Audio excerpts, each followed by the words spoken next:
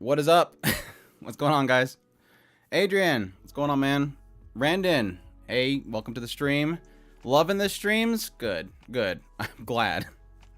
I'm trying to keep consistent every single week, trying to do one. It's a bit much. Like every single week I debate. I got a bunch of stuff to cover, but at the same time I don't know, every time I fire up the stream, I have a lot of fun, so it ends up coming out to be good. Nier's coming back this week. It is amazing. I'm so pumped. I'm so, especially with like Imminence and Shadows ending, and then like, yes, 7 shows having some sort of delay. It's like, I need something else. Especially since a lot of shows are kind of dwindling off for me. Like, there's only like 5 shows in a week that I'm like super excited for. So I kind of need something. I need something to come back that I'm excited about, and Nier is one of them. Nagisa, welcome back. Love the streams. Thank you so much. Yes, they're a load of fun. Good. Patches is here. Welcome, Patches. Yeah, so I guess we could add another delay to the amount of delays that's happened over the last 3 months. We had Cecilia was added as well. Misfit Demon King Academy, Bofooty, and now apparently Solo Leveling. I know how Solo Leveling was like supposed to be out in it was supposed to be coming out gosh, when was it supposed to come out? It was coming out in it's right, we don't have a date. I hate leaks, I'm sorry. I know, I'm not picking on a certain somebody on the Discord. At this point, I despise leaks, and I'm sick of seeing them. And then whenever it's something that's like so obviously wrong, it's just, it makes me chuckle. The Imminence and Shadow release today was also another one. Leak! Imminence and Shadow is going to announce a 2nd season after the show ends. Crickets afterwards. And it's like, I don't know, maybe it's the studio like purposely doing something. I don't think that's the case, because Imminence and Shadow, they would literally have to create an event and call up like 15 people and say, hey, can you be here on this date? We're going to do an event because we want to show the leakers who's boss. I just love when it's wrong. There's like 45 to 47 shows already for next season. Yes, and they're going to get more. We're still like a month and a half away, so that we're probably going to get a bunch more announced at the end of this month. So, yeah. Solo Leveling's not delayed. It was never scheduled to begin with. Technically, it had a year, 2023, so it could be going off into 2024, but still, you can't delay something that doesn't really necessarily have a season announced for it, so I don't know, whatever. Like I said, I don't like to feed into the leaks. I just like to laugh at them. That's what I'm here for. I'm here to laugh at leaks.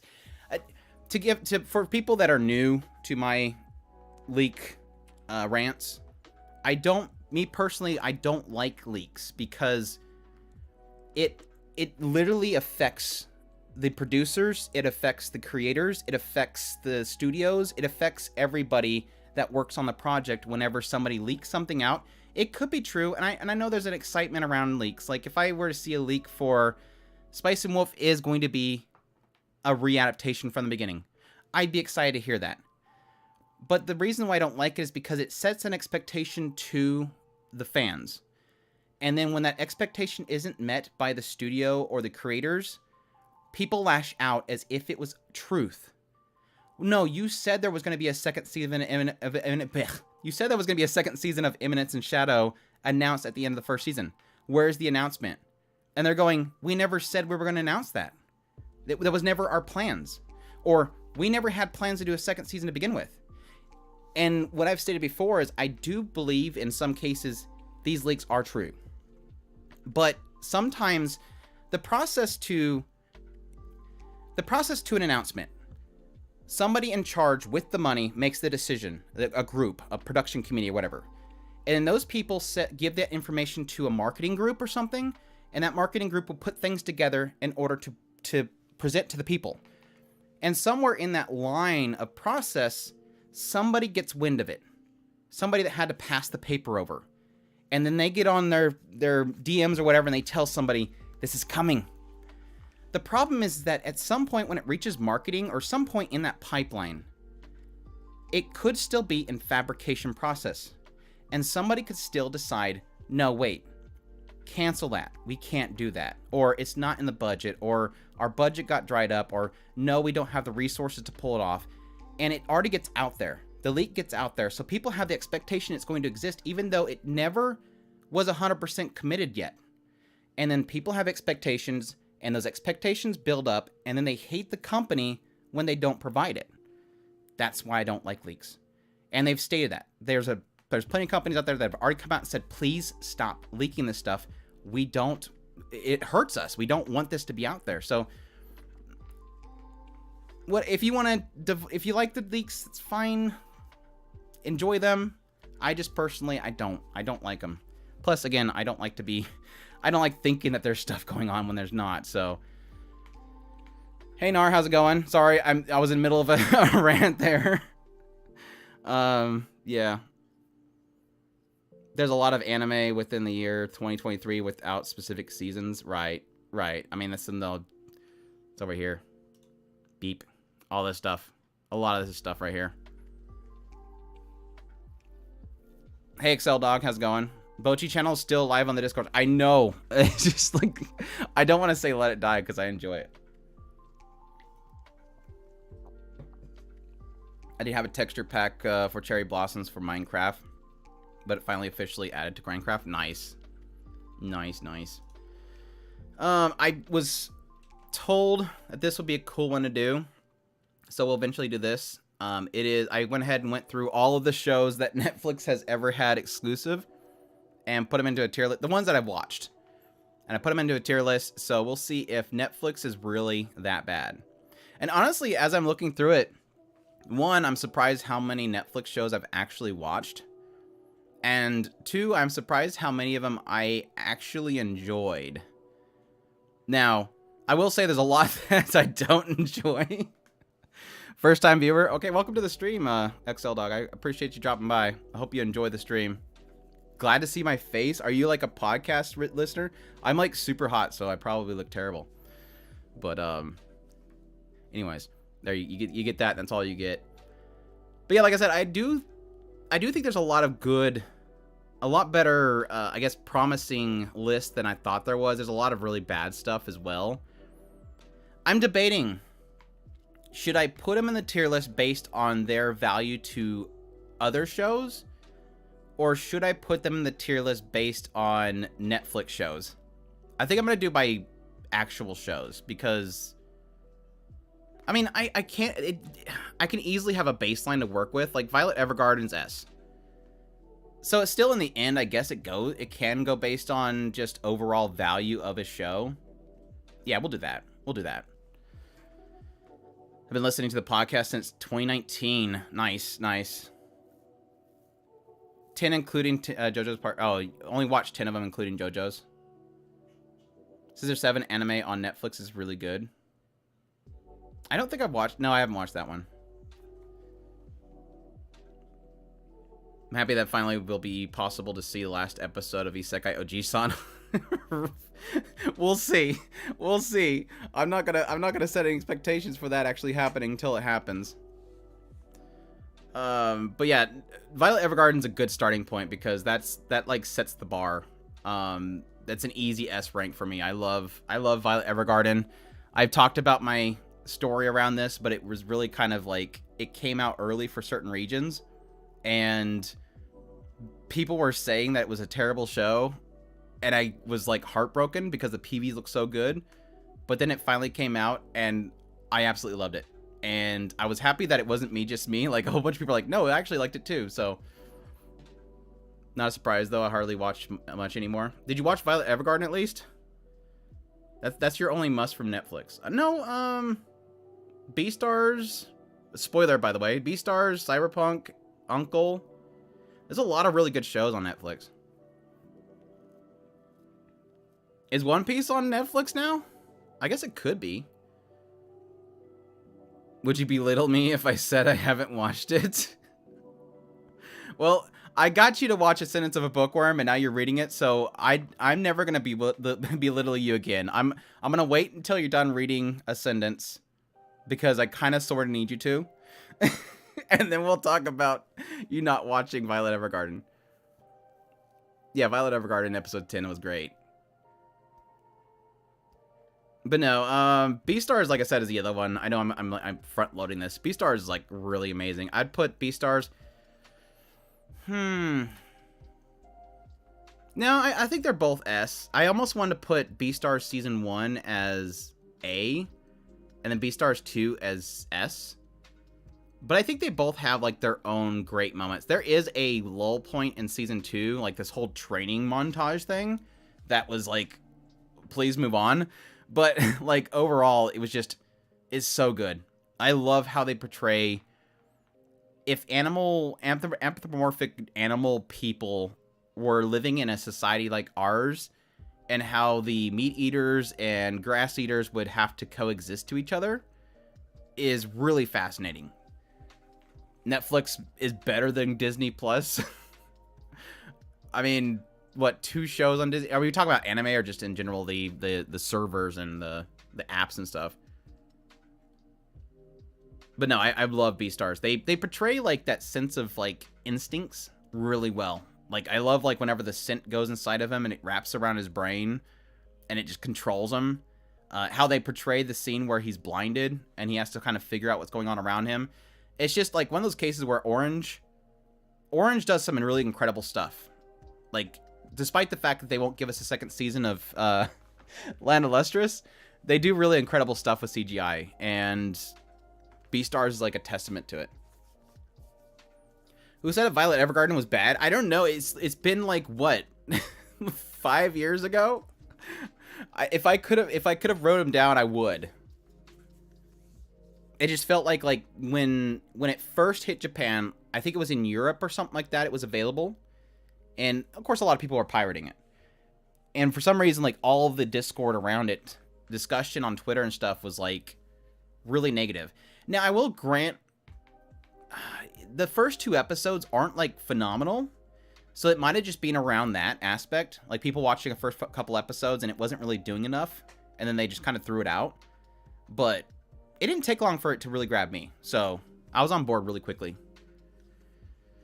Yeah, on board. I agree with Beastars. Hopefully when they get the last season, whenever that happens, because apparently Trigun pushed off the... I'm suspecting Trigun pushed off the last season. Hopefully when we get the last season of Beastars, they'll go back to Land of Lustrous. They have the assets, please. Favorite Netflix anime is Blue Period. Well, let's talk about Blue Period. Let's talk about that one. What's going on, Astro? Blue Period, I want to say I'm a little bit struggle with Blue Period because it needs another season bad. I will say there's points that it kind of lulls. It's a really solid slice of life, and so the pacing for a slice of life is still really strong.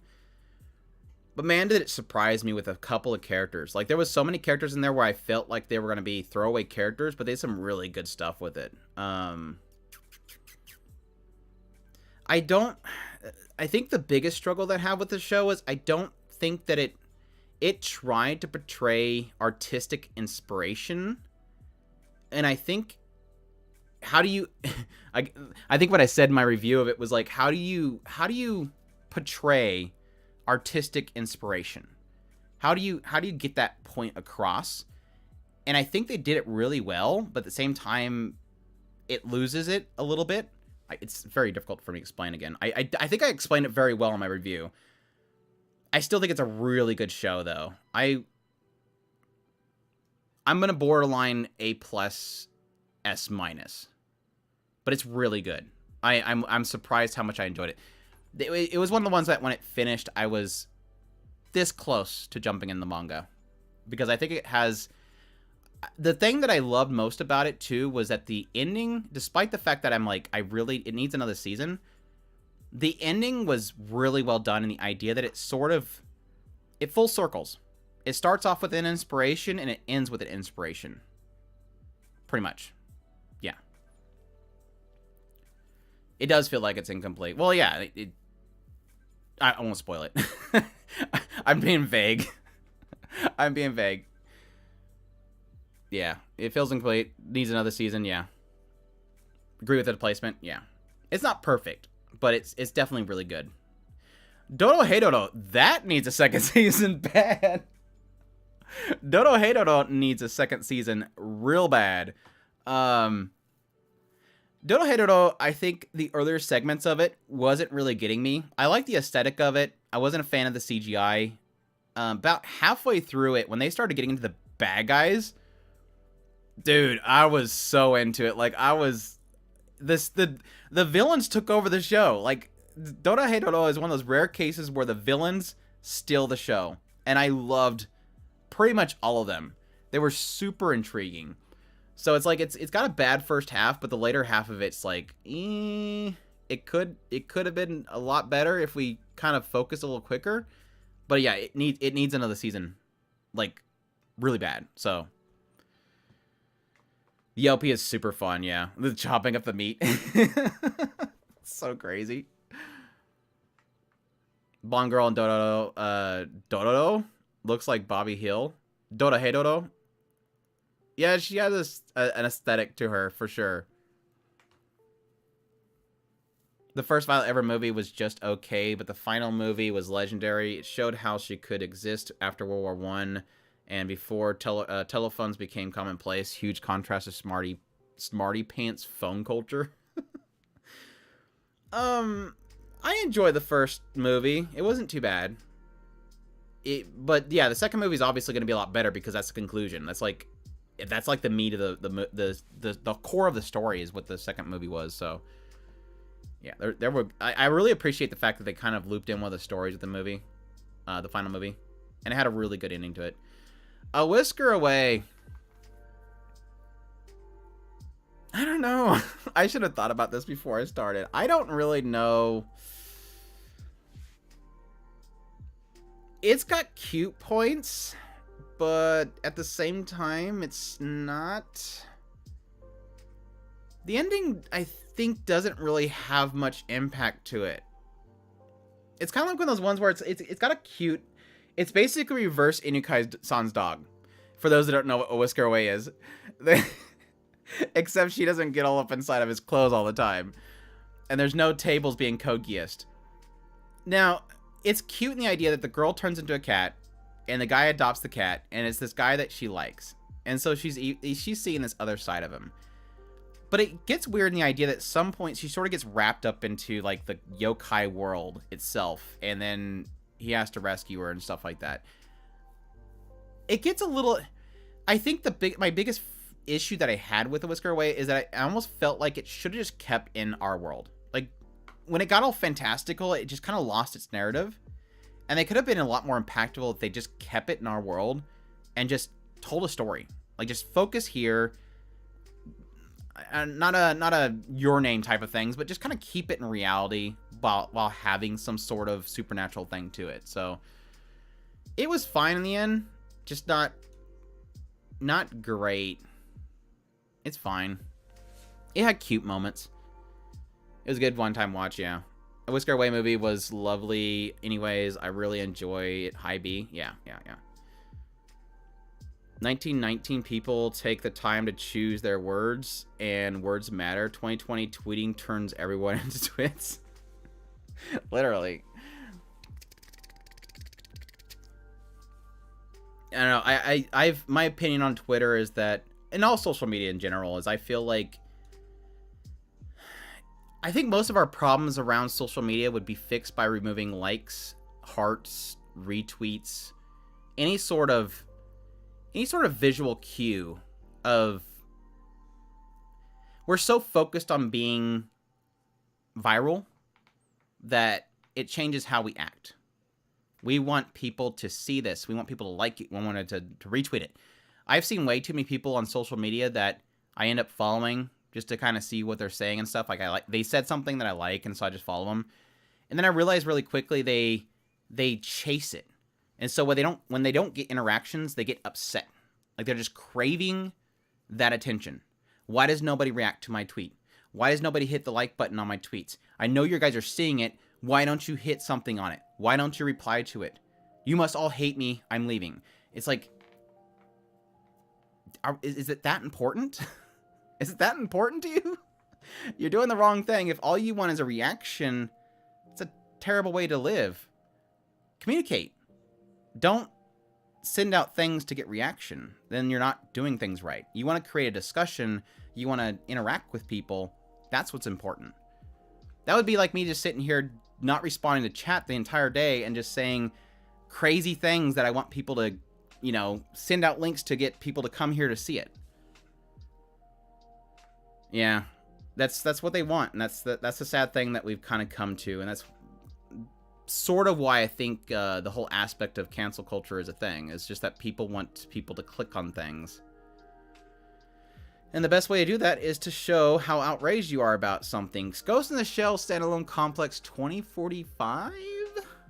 I haven't watched part 2, but I actually really liked part 1. I'm not going to say it's great, but it's really good. Hey there, everyone. Does Andrew like Roxy from Mushoku Tensei? I don't know. What's going on, Aaron? The only thing that matters to me is commenting and responding for social media, because that's the fun part of social media. Right. It's communication. But no, Standalone Complex was good. The beginning segments of it's like super action fun, and then like midpoint it got really interesting with the tech and stuff, but the end was really good. And that's what made me really hate it, because they released part 1, or they released it, you watched it, and then you realize at the end it's like a massive cliffhanger, and it took so long to get part 2.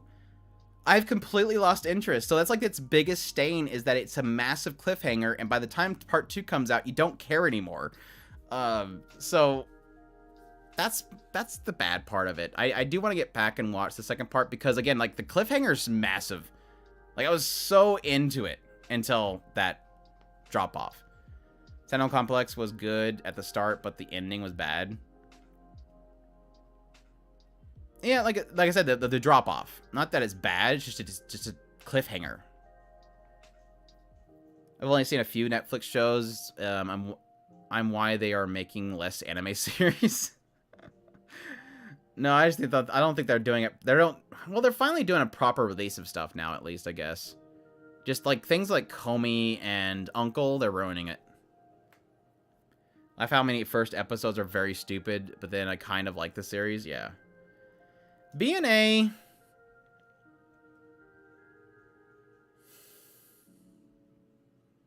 I'm gonna put low B, maybe high C. It's fine. I think this is like the first point in which it felt like Netflix was turning things around, like they were starting to get stuff that was good. I think it's just the later part of the story, if I remember correctly, wasn't that good. Like it didn't leave me with like, that was cool. Like it left me with like, it starts off so interesting in the idea of the discrimination and the separation of the beast people and the humans. But then like it gets so focused in on the beast stuff, and then it gets into the whole religious cult stuff, and then it just kind of at the end. It just doesn't really do much with it. Some anime from Netflix are good, but not all. B&A was okay, yeah. A piece of meteorite just landed down the road. Really? Hopefully it's not just bird plane crap. Bird plane crap? Airplane crap. Don't recognize any of these shows. Don't watch Netflix much. The baseball episode was pick the 5th. The 5th episode was good. I'm guessing you mean. Bird plane crap. Yes. Well, I mean, a bird could be on a plane at craps. I mean, it's not too far of a stretch. TZMS Takagi-san. This is just the second season, but I think overall the series, I really enjoy it. So I'll put it in A. I'm really looking forward to the ending of it. Yes, a Joe Dirt reference. Eats fries off the top of it. Japan Sinks 2020. I really liked this show when it started. Like, I really liked the beginning of this show.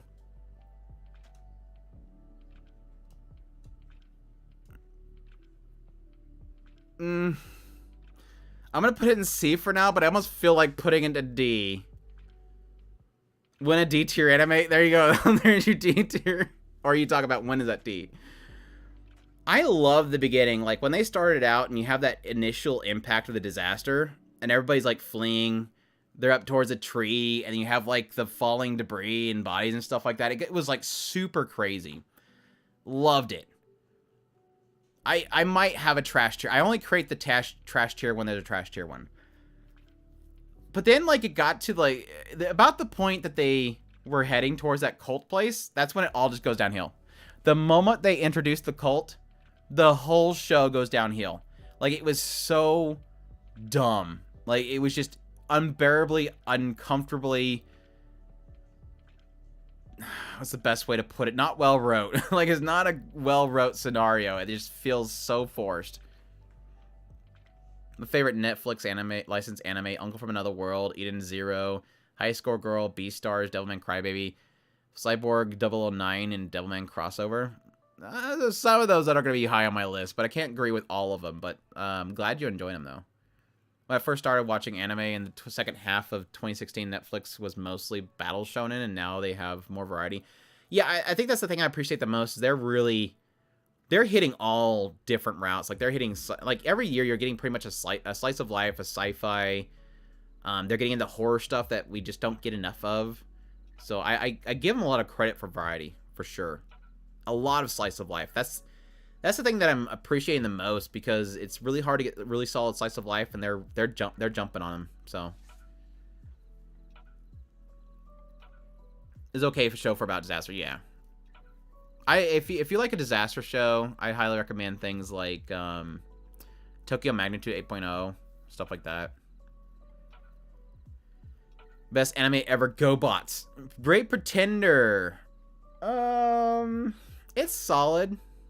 It's a solid watch. I felt like it got repetitive at some point, and it kind of just lulls until it does its big flip on whatever they're tricking or they're pretending against. So I don't know. It's one of those ones where once you get the rug pulled too many times and they have to explain it every time, I would rather them explain up to the trick and then do the trick. You can have like a twist in or something like that at some point, but whenever you have every situation, it turns into, oh crap, things are going bad for them, and then, oh, by the way, rug pull, and then they explain everything. It gets tiresome after a while, and I think that was its biggest issue it's kind of faced. Revisions, either A or B. Dang, you liked that one, didn't you? The music was great. Yeah, the music was fantastic. The voicing was great. I loved how they handled the English setting type of thing at the very beginning, because they had, like, if you're watching the Japanese version, they're talking in Japanese, and then they get to America and they start talking English, and at some point it just has captions on the bottom where it says, we're not going to bother doing this anymore. Everything beyond this point is going to be in Japanese. So I got a kick out of the fact that they just kind of explain that, hey, we're not doing this the whole way. Let's go back to just speaking Japanese. I appreciated it. There was a season 2 of TZ Master Takagi-san on Netflix. Other seasons are licensed by streaming companies. Thus the reason why I don't like streaming services. Yeah, honestly, like, TZ Master Takagi-san and Uchiwaramano are like classic examples of how streaming services fighting over licenses is a really bad thing. Because yeah, TZ Master Takagi-san is like season 1's on Crunchyroll, I believe. Season 2 is on Netflix, and season 3 is on Hulu or HIDIVE. And there's like 2 or 3 different dubs. And the other issue that we had was Uchiwaramano, which was on the first season, I think, was on Funimation. Which I think it's on Crunchyroll now. Second season was on Crunchyroll, and I think the third season's on HIDIVE. HIDIVE has 2, and Crunchyroll has 3. No, I agree. Revisions is good. The only problem Revisions has is the main character. The main character is so unbearable. He is like Shinji on steroids. If anybody doesn't like Shinji from Evangelion, probably won't like Revisions. Because it's literally the same concept. Well, actually, it's an opposite concept. Because technically, the main character wants to get in the mecha. But he's stupid about it. Like, he is super headstrong. and he's massively annoying. Everything else about Revisions, I love. I love the backstory. I didn't mind the CGI. I think the later stuff with the people they're against is super good. You think he's way better than Shinji? Probably because he takes initiative, but he gets, like, too much, in my opinion. He's, like, just too much. That's me, though. But I enjoyed it, though. It was a solid watch. It's not terrible. I forget if that was one of those ones where I kind of wanted... I think it was a pretty good wrap-up, too. Everyone forgets that One Punch is a thing.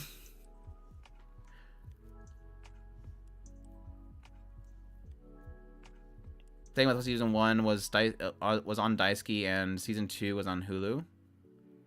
Was it on Daisuke? Dang. Daisuke.net is like one of those things I've completely forgotten about.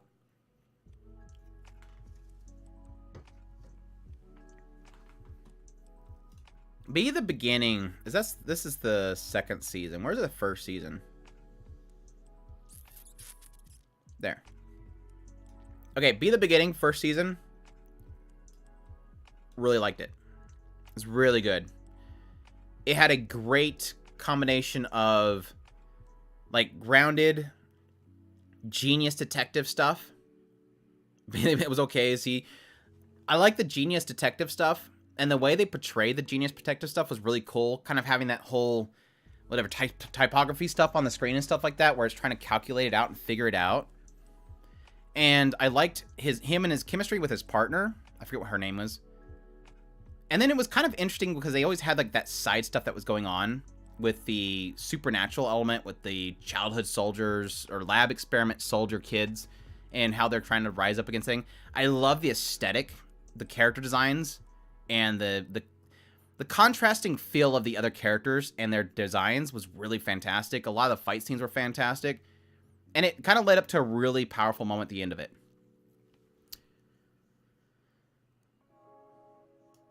Second season? No. The second season was just... Second season was like, okay, let's take this great balance you made in the first season. Balancing the two sides of the coin, the detectives and the grounded human, normal people, and then the lab kids. Let's just take the lab kid stuff and go crazy with it. It just kind of... like I felt nothing with it. It was a huge letdown with how much I was enjoying the franchise up to that point. So very stupid detective stuff in Blank MC. The detective was Blank MC, or are you talking about the other kid? There's technically two protagonists. Blue Period, Teasing Master, Takagi-san, Whisker Away, Komi-san, Record of Ragnarok, Romantic Killer, JoJo, High Score, Little Witch, Bubble, all my anime exclusive on Netflix.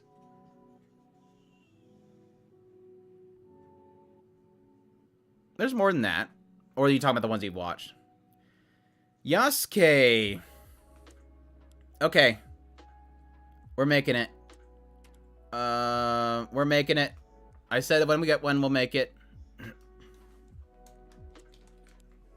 It's happening. Bestest tier. Explanation. So this was advertised as, here is the story of the African American that was basically owned by Nobunaga, and he was a retainer or whatever, and his exploits. And obviously there's not enough information around it to really make a true story of him, but still, the thought of that had me extremely excited. I wanted exactly what they were saying this was going to be. This was going to be his story, and the PV was kind of showing how he was going to be basically taking this child and escorting them and protecting them. And I was like, I'm sold. This guy looks awesome. It looks like cool samurai stuff. I'm all on board. And I was actually, I was in California. Like, I was in the middle of a big move. And we just turned on Netflix. I fired it on, and I was like, here we go. Let's check out the first episode. Within the first 2 minutes, mechas are flying around, and people are shooting off magic, and I'm like, no, I turned it off, and I just, done. Done. Like, I was so mad, and it was terrible looking. I mean, there was some shots that were really cool, but I'm like, no, this isn't. I don't expect it to be the true story because there's not enough information around him to make a true story. But there is enough there that you can make a grounded and really awesome story. It just kind of it leads you to believe that the writers had no idea what they wanted to do. They just want to make crazy mecha magic and they want to make a fun action show. That wasn't what I was looking for. I was looking for like drama and his experiences and his fight against odds and everything like that. Literally, being African American in Japan at that time, he would have been the most odd looking person in that area. People would see him as pretty much a demon. And I wanted that experience of him fighting against all odds and telling some sort of story. Not telling me about magic and mechas. It was just, it was so mad. I was so mad. So mad. That's why it's in trash. Why does it have to be purple? Why does it have to be purple? There's purple. This is purple. Why does it have to be purple? I watched almost everything but Yasuke, Cooking, Crooks, Orbital Children, and a few more. It was huge, bad as well, adverts, yeah. That was the thing. It's like, it was more the fact that they had advertised it as being like this big thing that was going to be a big message about his life there and how, yes, obviously he's going to be discriminated against and all that kind of stuff. I was fine with all that stuff. Just give me a good story, and it wasn't there. At least the first episode that made me want to punch a wall. No explanations at all.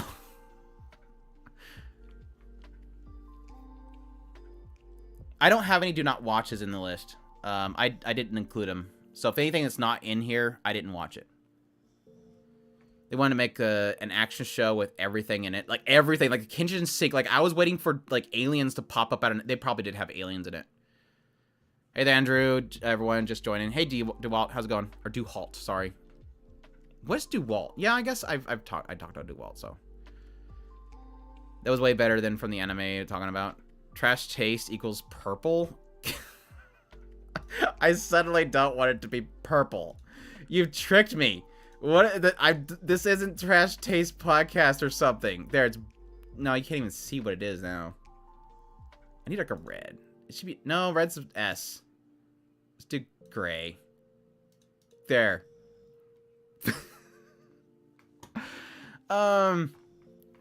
Godzilla SP.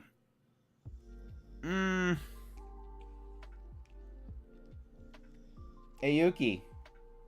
Yuki, you're snoring. Yuki. You're snoring, girl. I liked how this started. It was okay. Like, the beginning sections was good. I just think, like, the later part, it just gets kind of, like, jumbled up mess. My biggest point with the show is, like, it's a Godzilla movie, or a show. Yeah, the 3D CGI, I didn't like it, especially the pterodactyls early on. But it didn't ruin it for me. It wasn't until, like, the later part, like, Godzilla pops up for, like, 10 seconds. Yeah, this is a tier list for Netflix anime, Grant. But, like, the Godzilla shows up for, like, what, 5 minutes? Like, it's like a Godzilla thing, and it literally has him up there for 5 minutes, and it's just over. It was, like, the biggest letdown ever. Like, I don't expect the Godzilla to be around all the time. Typically with Godzilla stuff, especially, like, the older ones, there's, like, a limited time that they're there. But, jeez, that was, like, super short. It should have been 24 episodes. It kind of felt like it should have been, yeah. Record Ragnarok, I know it's going to make people mad. I like it. I haven't watched the second part yet, but I really like it. It's just dumb fun. I will agree with people. It should have been better animation. But honestly, with the character designs they were working with, I don't know how detailed they can really get with them and still have them move. But I enjoy it. Like, it's pretty bad, not gonna lie. I don't argue with people. It's good. Why would people be mad? It's fun. Look up one comment, Grant. People don't like it for some reason. Again, I'm fine with people not enjoying it. I enjoyed it. It's super interesting. I like the idea of... The concept is pretty simple. It's the heroes of mankind fighting the gods, which seems impossible. them kind of throwing some sort of hook in there to make it possible. But I just love the stories. Like, Adam's story was super cool. Like, it was an interesting twist, because you're essentially bringing multiple religions into one section. And how do you explain that with certain things? And then how they explain it with, like, Adam, it made perfect sense. And what Adam's power was super good. It was super good. Like, I don't want to spoil things, but the moment they sort of revealed about Adam, I was like, that was cool. I was super impressed. Not all the fights are interesting, but when they want to get, when they hit, they hit. I'll just say that. I'm looking forward to the part 2.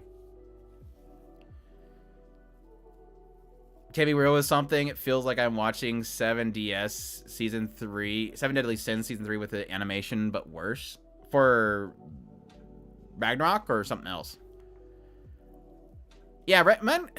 Source material people are always going to hate the anime, so it's not really a gauge of positivity. I think the only case where I think people enjoy the adaptation when they're the source material readers is Attack on Titan and Mushoku. It's like literally the only 2 cases I've ever seen people positive about adaptation. I've never seen anything else positively received as an anime adaptation. I think probably Beastars could be, but I haven't heard many people talk about reading the source material of Beastars, so. Yeah, Kaguya-sama, I agree. I haven't really seen anybody talk about... I don't know anybody that read Kaguya-sama before the anime, but I can see it totally being a better, a great... It makes it its own thing. The narrator and stuff makes the anime, so. You hate the Attack on Titan series? Like, you hate Attack on Titan, or you like the manga and you hate the anime? We're talking about adaptations. I've read the manga, and I think the anime is far exceeds the manga because it trims so much damn fat. Like, the writer talks in circles. He's terrible at writing. He's not terrible at writing. He's just terrible at dialogue, really. God, I'm so tired. My eyes are going out.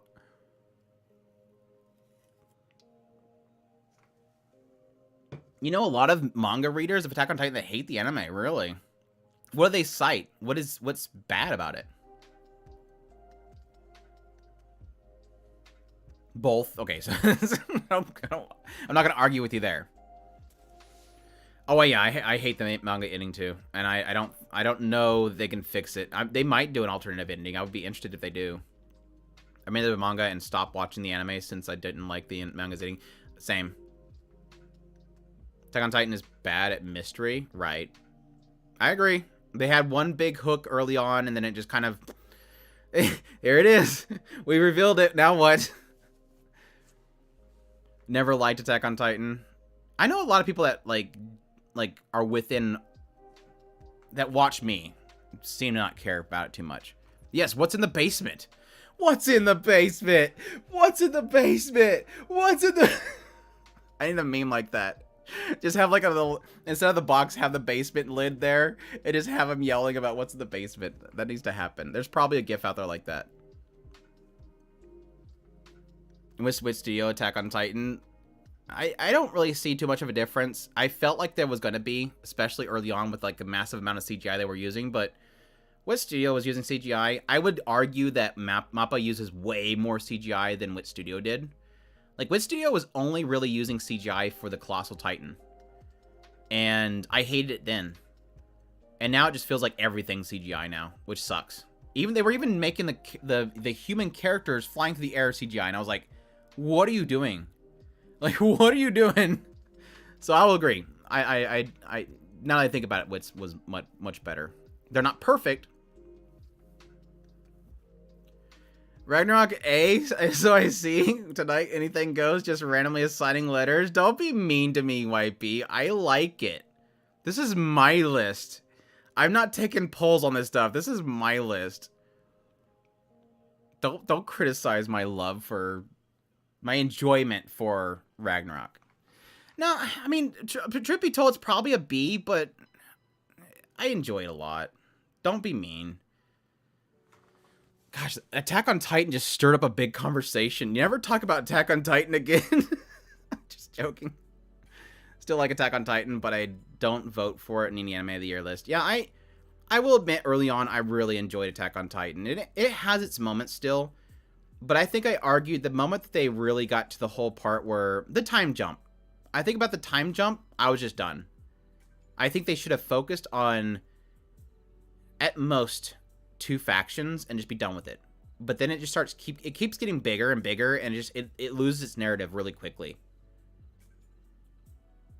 Can't wait for final season. Oh, Ultraman's part 3. Oh, season 3. I was gonna make a joke about final season part 3, part 1. If X-Arm was on Netflix, I bet you'd still put it S tonight. Just one of those. YP, you nasty. YP's giving me crap. No, XR would be. I haven't watched it. I legit have never watched a single episode of X-Arm. And somebody told me they want to force me to watch it, and I don't know if they can. It would take a lot to force me to watch it. I know it would be a fun look into that whole thing. Like I watched what was it called? Tesla Notes, and that was not as bad, but pretty darn close. Do not watch X-Arm. I actually wanted to read the manga. I heard that everybody said the manga's great, and the anime adaptation obviously was garbage. So I actually wanted to go watch it. You're gonna make me mad when Attack on Titan final season chapter 95 comes out. It's never gonna end. Ultraman, I actually enjoy it. I think it was solid. I would say that the story isn't that great, but I think the fights are awesome. Ultraman's like just a pure, if you wanted fun, action show. It's not constant action, but the action scenes they have are really good. Like especially the last fight in part 1. I haven't watched part 2 yet. The last fight in part 1 was so well put together. Like really good choreography, a lot of complexity to the fight itself. Just there was like multiple people fighting at the same time. It didn't feel like people standing around waiting for their turn to go in and fight. It was really well put together. Yeah, manga of X-Arm is good, yeah. Yeah, that was what my next question was, like, what did the author think of X-Arm, the anime? I feel like that's like a big... I just imagine this guy crying in the corner in his room, like, why did this happen?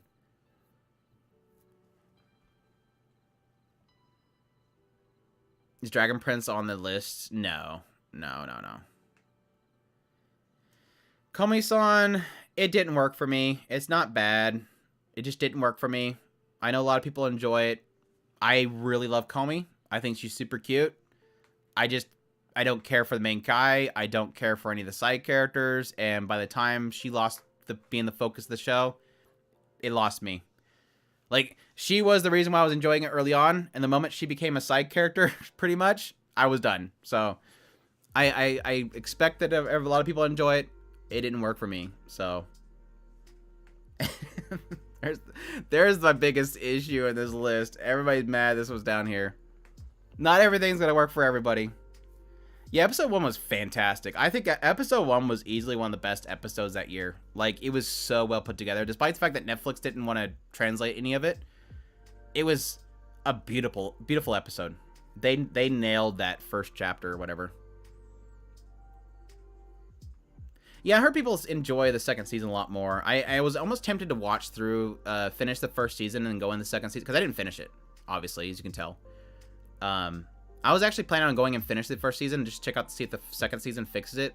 But then my brother was like, I don't think it's going to fix it well enough.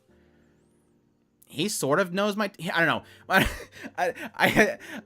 There's some times where I don't know that my brother understands my taste. There's like every now and then he'll say something like, yeah, you totally like this. And I'm like, no, I don't like that. So sometimes I question if he knows my taste, but he somewhat knows my taste, so. Yeah, B-Star is an easy S tier. That was a shoo-in. Okay. Way of the House Husband. This is a difficult one. This is honestly a very difficult one. I absolutely hate the lack of any effort put into the show, except for Kendra Suda.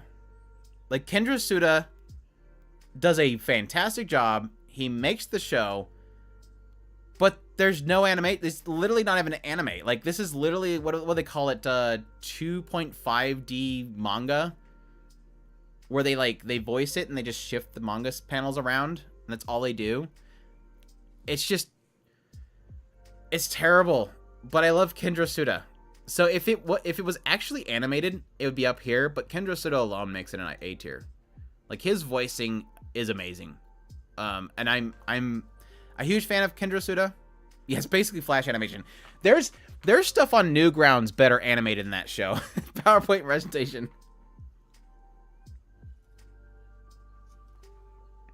Yeah, Newgrounds has better animation on their site. I could probably put something better on PowerPoint.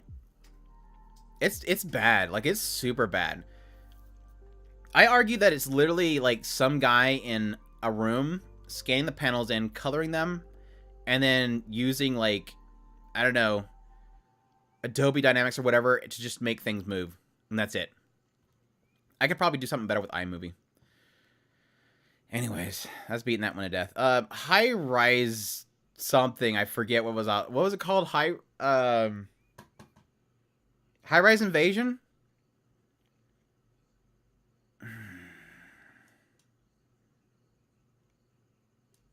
I don't know. D or trash? What do you guys think? D or trash? Did anybody watch this? Has anybody at all watch this?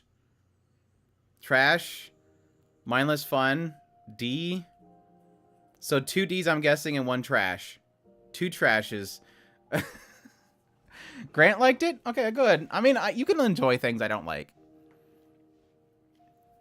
Yeah, I think I put it like a 4 out of 10 when I was doing my list.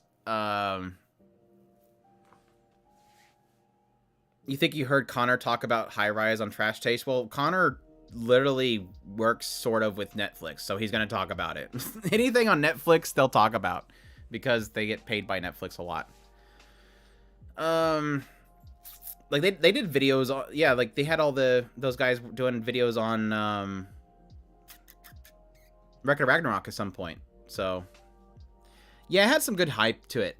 And I think it has a good concept to it. I do like it. I think it as a death game is solid. But the ending sucks. There's no ending to it. Like, it feels like it just drops off at the end, literally. Funny. But 2, it didn't feel like they could have got it. They were pretty gory with the show, but it felt like it could have get a lot worse. I don't know. It had potential. It did. It's not terrible. I'm gonna put it in D. Yeah, it needs another season bad. Like, it really needs another season. Good idea, but bad execution. Good executions. I like that. I know you weren't intending that. You might have been intending that. Super Crooks. The Boys, the anime that got me so many dislikes. The Boys, the anime that got me so many dislikes. I don't remember in the end if I was that positive on it.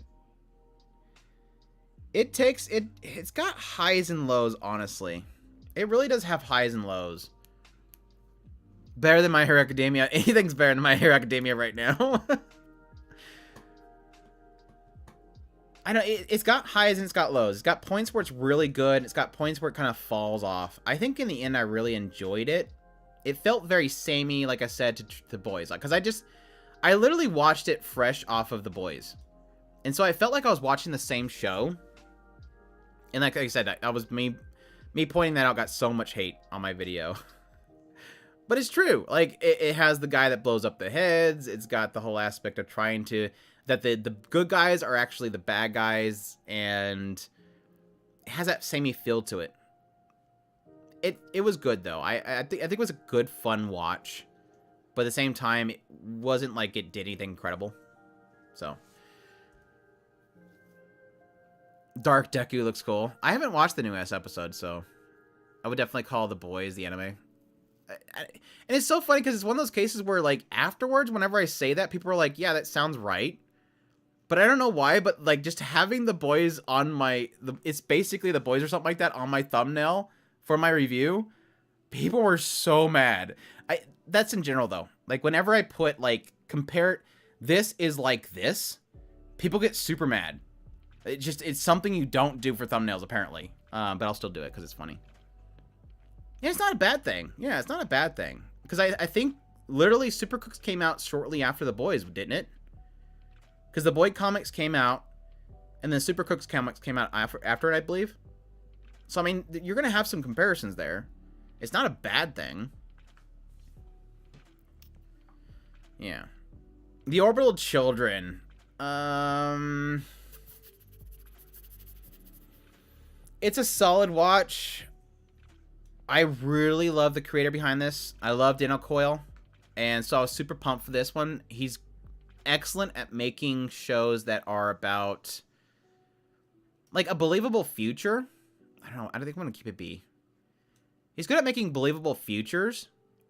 But I will admit, like, the later parts of it gets super muddy. Like, it's a solid watch. The later quarter, like, the third quarter is, like, it gets a little bit better. And then, like, the ending just, like, it just gets so muddied. And that's the writer. Like, if you've ever watched Dino Coyle, he does the same thing there. Dino Coyle's believable future has a really good concept to it. Characters feel really good. And at the very end, he gets all weird. Like, suddenly things get weird. Like, it gets outside the realm of believability.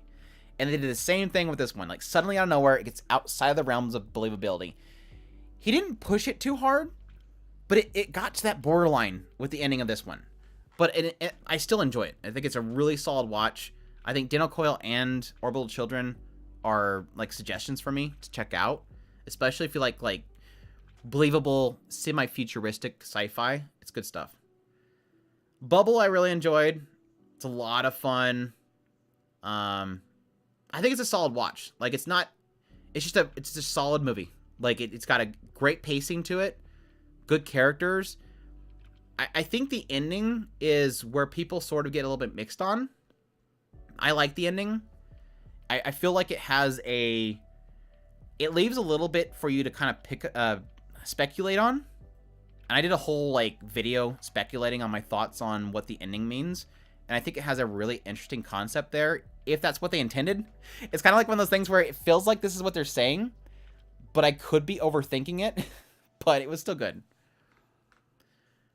I don't think it was that big of a mix-up. Like I said, I feel like if it's saying what I think it's saying, I think it was a pretty cool idea. But, again, I could be overthinking it. Vampire in the Garden. It's not a favorite of mine, but I really like it. It's not my favorite story, but I think it's a really, really good show. It's kind of like me and Alchemist Brotherhood. It's like it's not my favorite show, but I agree that it's like a 10 out of 10 show. Vampire in the Garden's really good because its pacing's perfect. It's got a good story in there. It's got great concepts about humans versus vampires, the separation of the two of them, how they can't coexist, and then having them figure out how to coexist and not having a very happy ending in the end, but still kind of concluding the story. I think it was a solid start, build up, climax, end. Vampire Garden was good, but it was fun.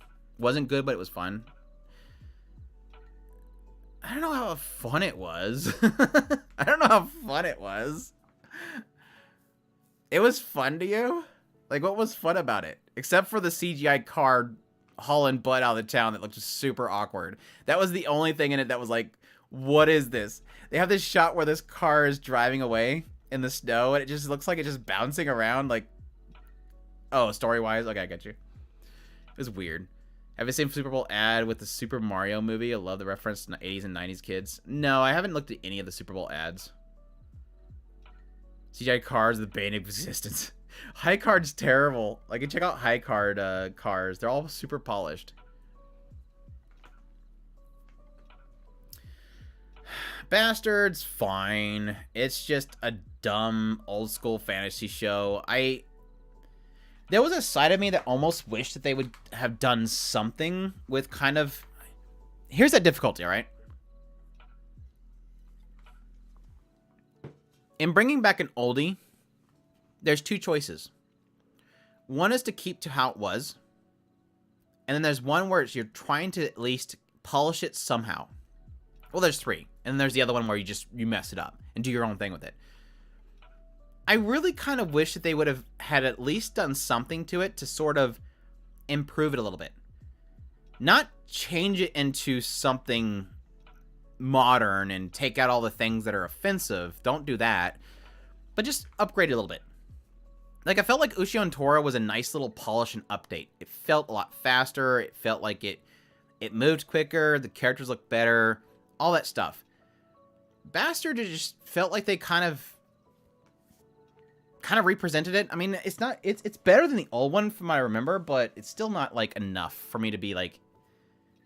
It feels so formulaic. It feels so old and formulaic, I guess. It's got good music, yeah. The music, good. Okay, sorry, it was work today, so I'll be listening in the background. All right. Welcome to the stream, even though you're kind of hidden away. Just like that name, every time I hear it now, I think of it, it's my name being said wrong. Kakaguriri. Let's do Kakaguriri first. I don't do twins first. Kakaguriri is okay. I'm not a huge fan of it. I honestly hate the faces. The faces drive me crazy. I hate the derpy word look faces. Characters being way too excited about really dumb stuff. But I think it's solid overall. I really enjoy it. Besides the aesthetic of the I like the style. I love the style. I love the visuals, the colors, the outfits, the setting. All that stuff's great.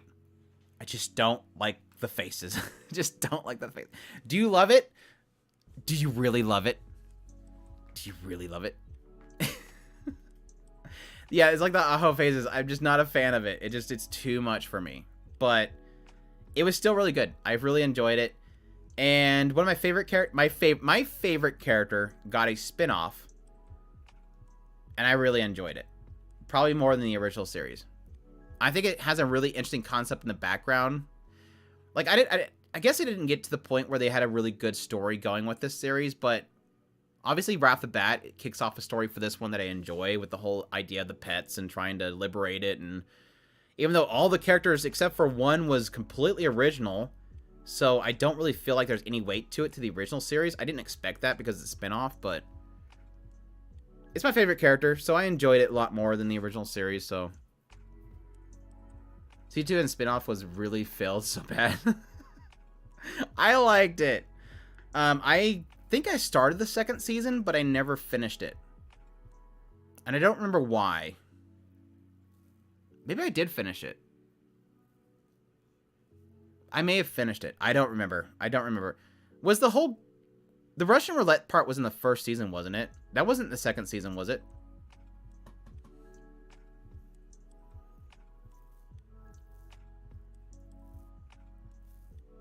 Cyberpunk is overhyped. No. Sorry. No. Can't agree with you there. They did a very good job marketing that show. Okay, so if the Russian roulette thing was in the second season, then I watched it, but I don't think it was. I think it was the first season. Cyberpunk is S. Yeah, roulette was in the first one. Okay, good. So I don't think I've watched second season. I'll double check it later.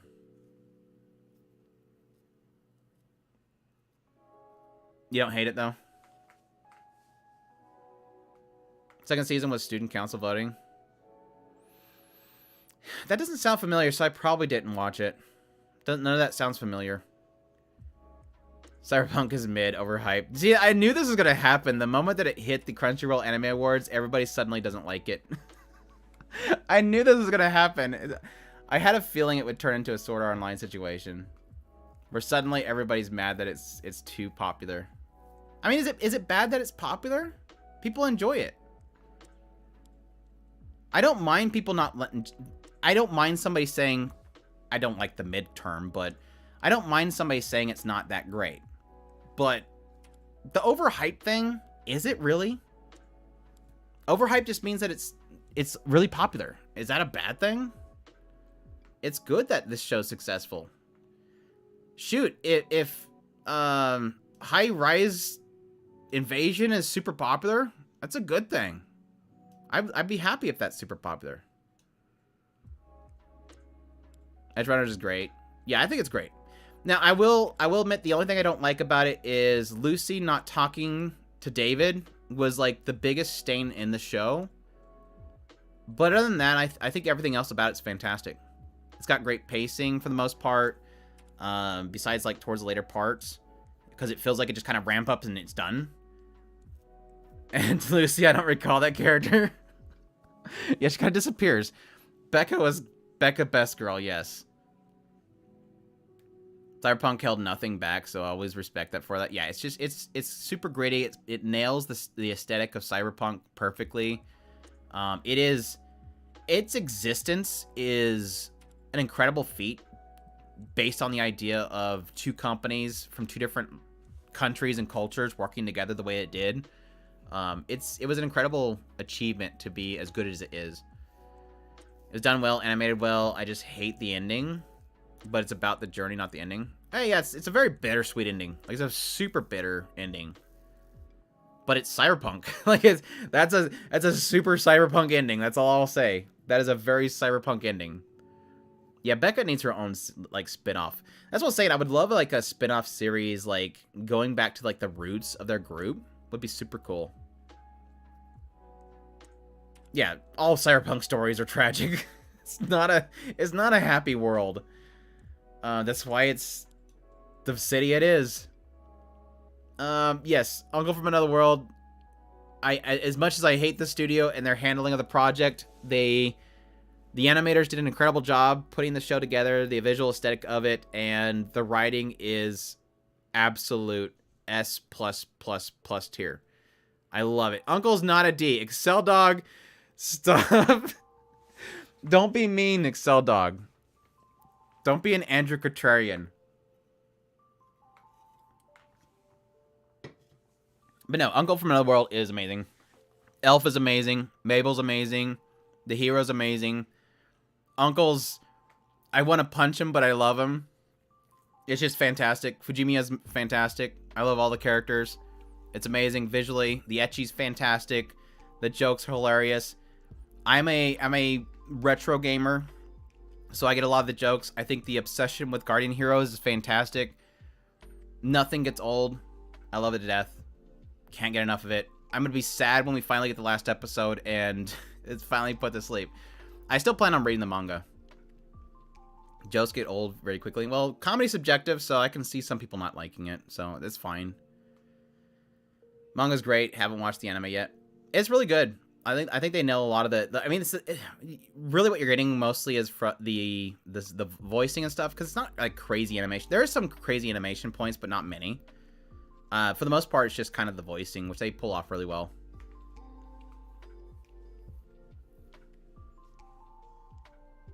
Can't wait for the next season of Elf shouting, "Call me by name." The full name. The full name. Romantic Killer is really good. I really, really, really, really loved it. I seriously, it came out of nowhere how much I enjoyed that show, because early on, I wasn't sure if I was going to enjoy it, because thankfully it's Rie Takahashi. Like, she's super loud at the beginning, and I wasn't sure if I was going to like the main character, but then over time, I absolutely fell in love with her. I think she's got a great personality.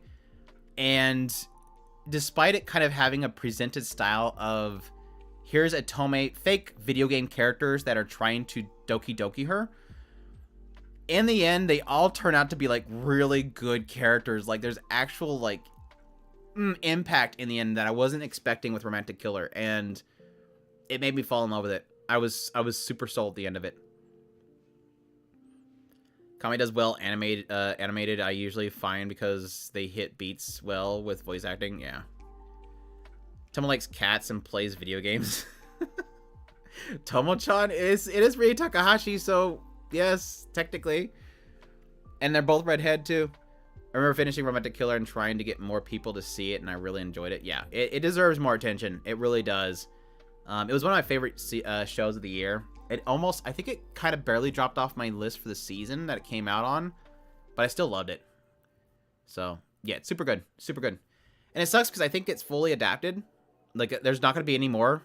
Not that it feels like it needs more, but like, I fell in love with those characters. It's one of those cases where it doesn't feel like it's unfinished, but I want more of the characters. Like, I want to see them more. So, yeah, maybe like an OVA, I don't know, extra beach episode or something would be good.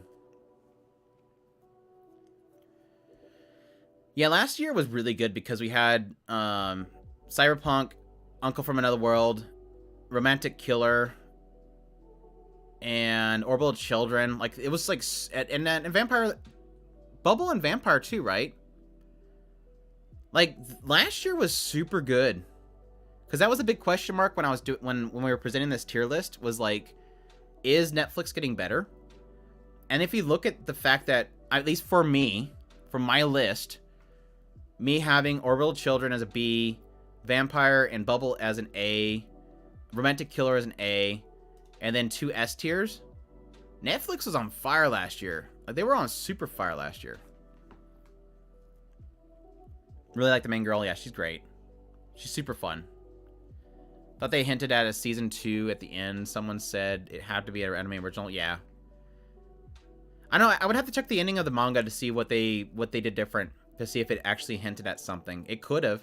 Maybe it had something to do with the wizard, because the wizard thing at the end felt weird. So maybe they could have been setting something up, or unless that was original, or like the original manga. Yeah, I know a lot more came out, like part 2 of Standalone Complex and Ultraman, and a few other ones I didn't watch, like Kotaro Lives Alone, which I still want to watch. I heard a lot of good things about that. So, just bangers. 7 Deadly Sins. This is just based on the first 2 seasons. I have not watched anything beyond that. I will probably never watch the CGI new one, but what I have watched, I really like it. Really, really like it. S tier? Yeah, I'm on S tier. Yeah. I'm starting to remember things. Yes, I'm gonna go S tier. I think it's easily one of my favorite shonens out there. It's just kind of like one of those old school, not ashamed type of shonens where it just kind of ecchi happens, characters are weird happens. But again, I've only watched up to the point where they... How much have I watched? When does the guy show up that... shoot, what was his name? The mustache guy. When does he show up?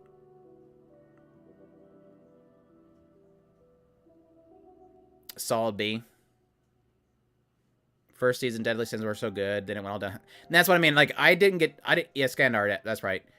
That's about as far as I got. When they brought him into the picture and stuff. I don't even think I got very far after him. I think I got mid-season. The next season came out, and I was way too busy, and I never watched it. And now I'm afraid of going back and watching it. It's like one of those ones where it's like, it just like goes downhill apparently, and I've heard nobody say anything positive about it, so I'm like, should I just leave this as my memories of nothing but positivity? I don't know.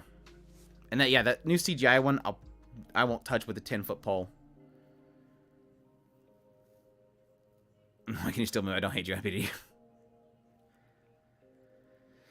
Ajin. I really, really, really, really like Ajin. I don't think it's perfect. I'll never claim it's perfect, but I really enjoy it. It's just, it's stupid fun enough that I went and bought like both these seasons. I really like it. I think the villain, whatever his hell, I forget his name. The villain is super good. Like I think he is like one of the best villains in anime. Excuse me. He's one of the best villains in anime that I like. Like, he's simple in the idea that he just kind of wants to see things burn, but it's just his presence. The Sato, his presence is just super good. Like, his voicing is perfect, his demeanor is perfect, how he acts is perfect. Like, he is what I would see somebody taking it way too far would do. And I love the cat and mouse game of it. Yes, I'll agree that there's a lot that was in the manga that they skipped that I would have loved to have seen animated. Like the fried chicken thing, super good and stuff. Later, Nar. Take care. Thanks for dropping by. There's a lot of good scenes they cut, but I think the scenes they did portray, they nailed. Like the whole thing with the hallway and chopping off the arm. That stuff is super good. So I had a lot of fun. Yes, technically the ending's pretty much anime original, but I think it was a really good ending to it. They nailed it. So I love it. I have not watched the Psyche K that's on Netflix, so skipping that one. I love the first season though. Like I love Psyche-kun. I was going through the list and grabbing all the key arts, and I completely forgot this is a thing. I completely forgot this was. Is it Kuramokuro? I think it's Kuramokuro. It's mecha and PA works. Like it should be good. Like I should. This show has to be good, but it didn't. It didn't. Yeah, it was kind of like one of those shows that like came out. It was a Ponycan show, I believe. So even when it was done being on Netflix, it was sold on Blu-ray for like obscene amounts.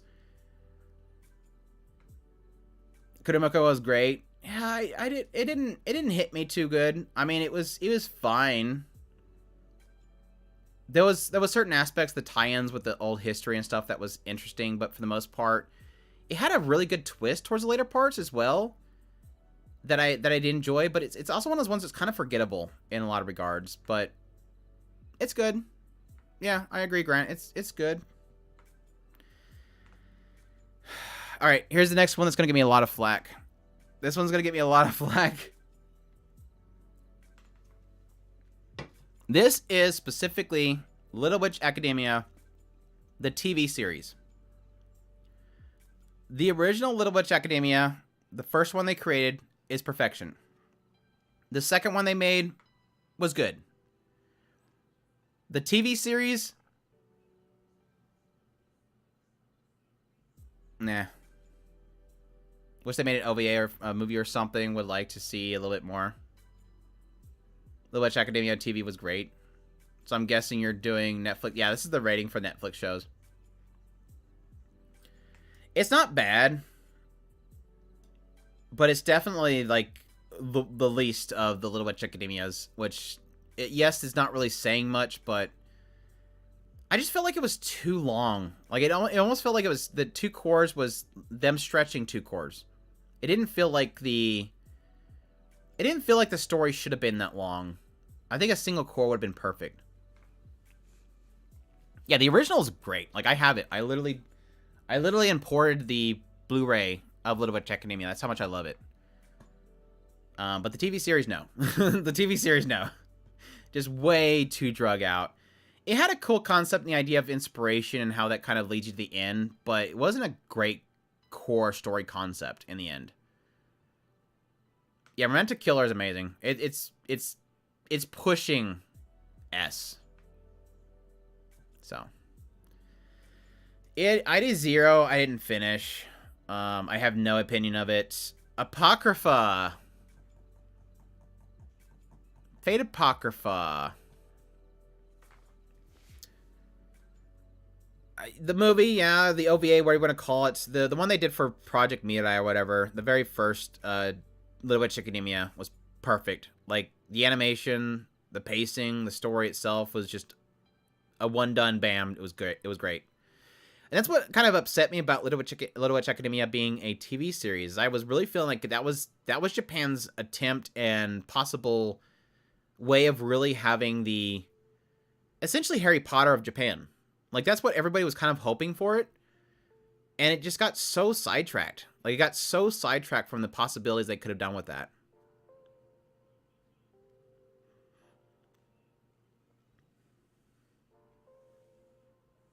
ID 0 is pretty good. Yeah, I wanted to watch it. I love the aesthetic of it. Love the character designs. But I never got a chance to finish it. Didn't know there was 3 versions. I just love the one where she's eating by a monster and popped out on stage.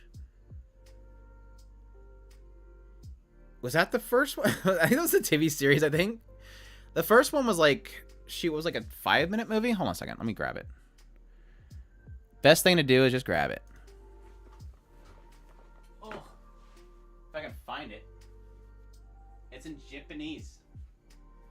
It's in Japanese. I think it's this one. Oh, yeah, it is. Found it. Oof. Story time. It's Andrew's story time.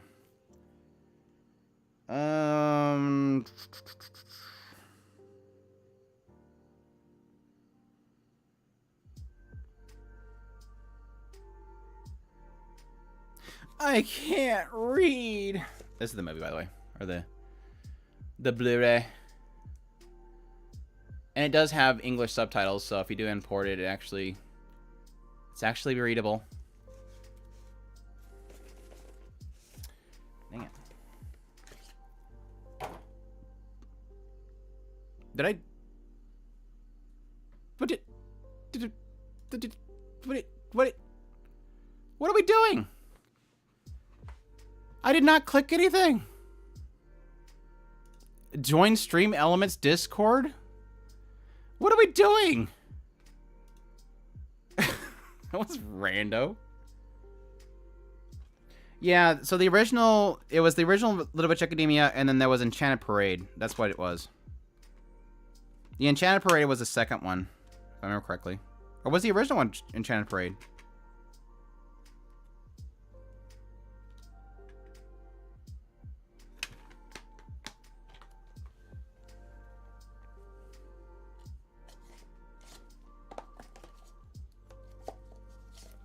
Can I show the box again? Hold on. Oh, too close. And that side. And it comes with a little booklet too. An art book. It's pretty sizable art book. So this is where it's like really good. Like you get all this, every single pose of every character, different expressions, color illustrations, backdrops, keyframes, storyboards, all that kind of stuff. This is gold right here.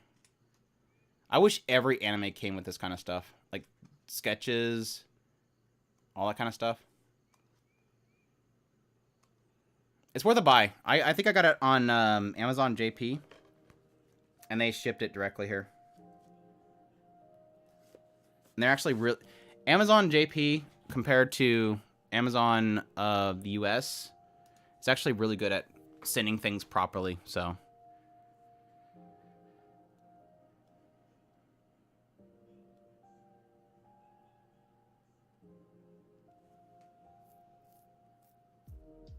I want to sell organs for an Oni my art book, right? But yeah, it's super good. And I don't think it was that expensive either. And like I said, it technically comes with both.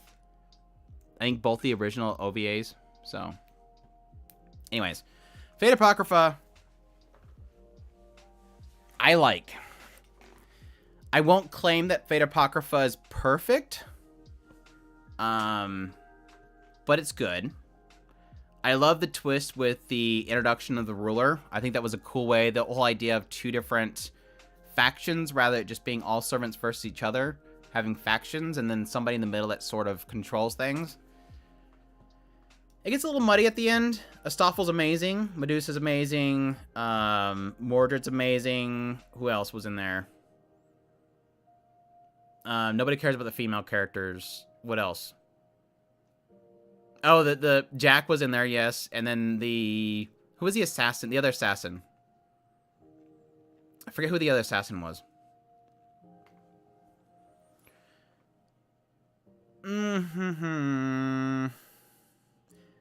I'll say high B, low A.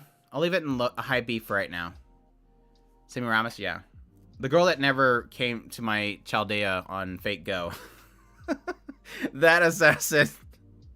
Whatever. Children of Wales, amazing. I enjoy it. Can't forget.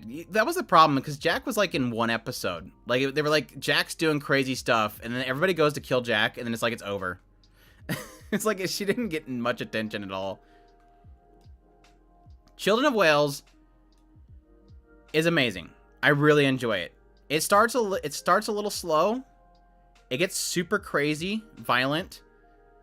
And then it starts to kind of open up to something I was really enjoying. But Jack is Jack.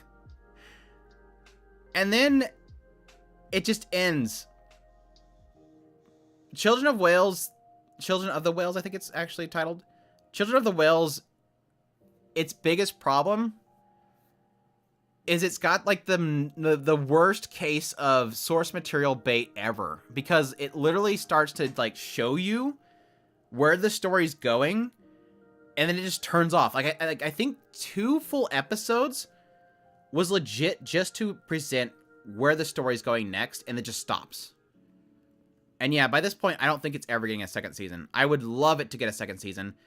It's technically concluded, right? I think the source material concluded here recently. So I think I might want to look at the source material soon. The watch along starting, pausing the stream. All right, Savannah soon. Yeah, for those who don't know, in the description, there's a link to our Discord. We have a watch along every night at this point in time, where we do a watch along, and currently we're doing origami, so. But it's super beautiful. I think it's visually great. The setup was great. It needs more. And I almost feel like just the source material bait of it kind of hurts it a lot. I think if you're the type to jump right into source material after watching something, I think it's definitely a must watch. Cause you might just jump right into it. All right. Let's just rip the Band-Aid off. Let's rip the Band-Aid off. I don't like it. I'll never like it. I try to like it. I got a lot of heat for not liking it. I just don't like it. I enjoyed the original Devilman. I didn't like this one for some reason. It didn't work. I hated it. It visually looked wonky as hell. I appreciate the studio's attempt to make certain things interesting, but it just... I didn't like it visually. And most of the beginning section was really boring, so... Again, like, Excel Dog, glad you love it. I'm perfectly happy with people enjoying it. I was the oddball out that year. Everybody else loved it. I was the only one that didn't like it. And that's perfectly fine. Fate Extra, hot take. I really enjoyed it. Probably more than Apocrypha. It sucked the huge wait we had for the last episodes, but I really liked it. I think it was super confusing. It's super confusing. And it almost feels like things are left a little bit too vague, but I had a lot of fun trying to pick that one apart. The main key thing why I love most about it was it made me fall in love with Nero. I didn't care for her. I had her in Fate Go. Didn't care for her.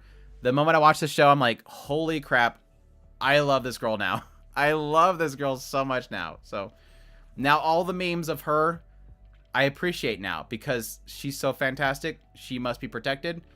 I always love when the Fate franchise itself takes a character and somehow makes them into a lovable, tragic hero somehow. And they did that with her. So, you know, it's fascinating. I love the concept of the layers they were going through and how each one of them had sort of an aesthetic. You had people that were supposed to go through the layers, but they gave up. Like the first area, there was like a lot of people giving up. The later layers being a lot more unforgiving. Some of the layers being completely warped by a certain nursery rhyme was super cool. It got crazy at the end. And I believe they technically had like a very interesting last boss. But yeah. Trash Season coming from a Fate fan, yeah. I know that was kind of a... I mean, both Apocrypha and Extra sort of had mixed feelings amongst the Fate fans, so... Yeah. I feel the same way about COW. Oyu Okomi no Kaina gives me the same vibes. Yeah. Kind of in Children Wales. Yeah, I can see the similarity there. Ico Incarnate. I enjoyed it. The ending is really frustrating. It's another. We're seeing a similarity here with a lot of these shows. Is like they're good, and then the endings like great, and then ending great, then ending. I enjoyed it. It's kind of one of those ones where it's got a good opening concept with the whole kind of Havoc Zone, the locked away catastrophe zone, and the experimentation, and the trying to essentially get experiment and look into the disaster itself. And like I said, as it got into it, the part that kind of ruined it was that by the end of it, which was again not a deep concept, by the end of it, it almost felt as if they were going, crap, we just realized we don't have a bad guy. Like, Ico Incarnate is the prime example that I want every single writer to know. You don't always have to have a bad guy. You don't have to have a big bad in every single show. Just let it end. But no, they decided to throw some random dude in there to be the big bad guy. It was just dumb. But it was still good. I enjoyed it. It wasn't bad. You only saw 2 to 5 Netflix anime. That's a broad number. Execution was pretty bad, yeah. Excel Dog, thanks for the subscribe. I don't have Spriggan in here. I just realized that. Oh, Spriggan was okay. I would probably put Spriggan like in maybe a B or C area. It was fun. I think the girl that they introduced later is super fun. But Spriggan's like what I wanted Bastard to be. That's a good example. Spriggan is what I wanted Bastard to be. It's like super violent, just get crazy with it, just have fun. Which, yeah, technically Bastard does that, but it gets kind of too swamped up in the old style. Rarely see Netflix anime. Well, I'm giving you the condensed version of what you need to focus on. Isn't that great? So now you know what to go for. High Score Girls S tier. I absolutely love High Score Girl. I wasn't a fan with JC Staff and the CGI early on. Having seen some of the manga, they still capture the style of it. But it didn't bug me too much once I started watching it. Once I got used to the CGI, people need to stop bitching about the 3D. Yeah, I agree. And I'm really open to it. Like you can see 3 of my top here have CGI. So that tells you, well, and in my A tier I have 1 here too. Once I got used to the CGI, and this is our first introduction to, I think, JC Staff's CGI team. And they went on from here to make the Duke of Death, which has the same aesthetic and style to it. Once I got used to it, the thing that kept me going was I loved the story, the characters, the slice of life feel of it, the retro game feel of it. Like, it reminded me a lot of the old school days of retro gaming. And then over time, like, out of nowhere, the blossoming love and the relationships start to kind of pick up. And I absolutely adored it. I love the story of these characters and their relationship that was slowly building over time. I will say I don't think the first season was as good as later on, but it's kind of one of those stories that gets better as it goes along. So,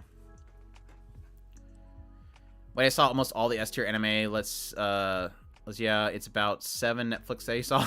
Okay. They did great work, not gonna lie, yeah. The game references were really good. If I remember correctly, they got a lot of heat for that too. Square Enix was the publisher of the manga, and they were like stuck in like a big lawsuit. That's why it took so long to get the anime out. If I remember correctly, I liked all the music. It's been a long time though. But yeah, the ending's good. I'm actually planning on hopefully picking up the series here soon, the manga series. Lost Song is blah. I didn't finish it, but it was just, it had a cool concept. I liked the concept, but it just didn't. It just the writing felt weird. Like the writing felt so off, and I just couldn't stomach it. But yeah, that's Lost Song. I don't have much to say about it. Lost Song was man. The music was pretty good, if I remember correctly. I think I liked the music. You saw Devilman Crybaby F. You saying it's F, or you're mad that I have it in F? Backstreet Girls. This is legit what I thought Akiba Made War was gonna be. Backstreet Girls was legit what I thought Akiba Made War was gonna end up being.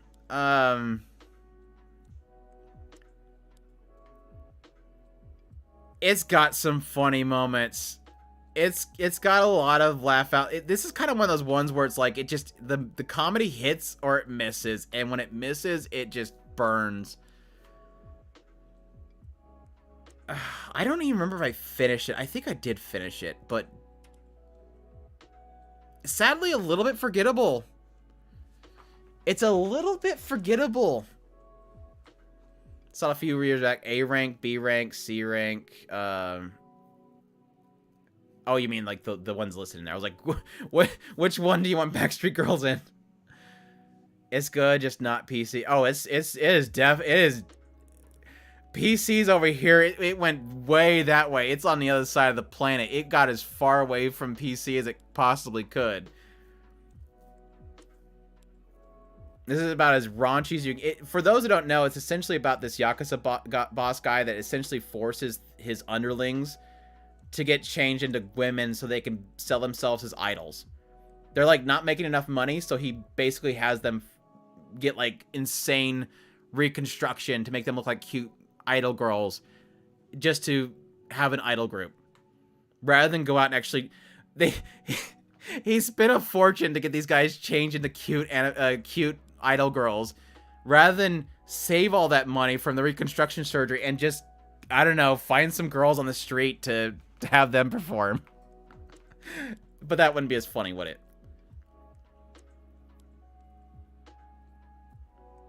As you said, just watched the first episode of Akiba Made War, but ramped up to 10. Yeah, like first episode was amazing. It's a worthy investment. I don't know. I'm mixed. Like I said, it's so hard to remember much about it, so it makes me feel like it's not that memorable. But I do remember like really hitting with the comedy that I did watch.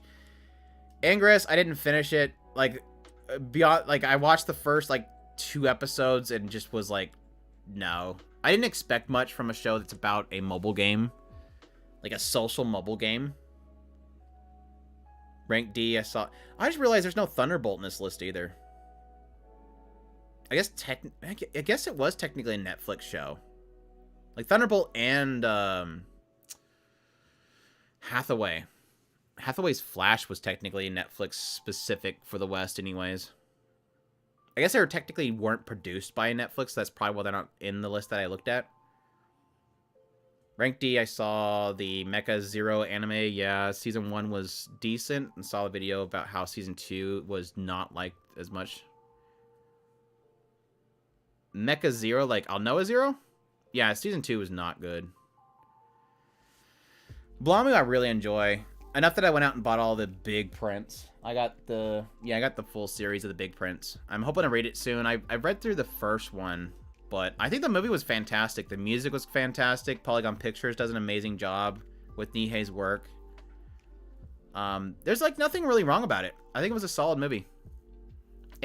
Now it is kind of like an introduction. It's kind of one of those ones where you don't go into it expecting you to get the whole story. It's almost like a big promo.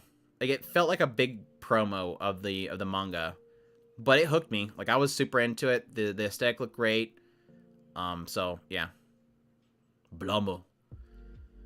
The only worth mobile game gacha adaptation is the Fate Go following Arknights. Dude, Arknights is amazing. Arknights is freaking amazing. I cannot wait for more of that.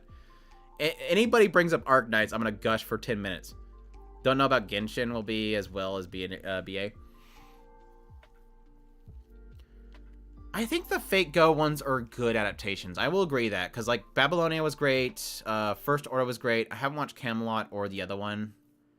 but they were good. I have no issues with them. But Precon is amazing.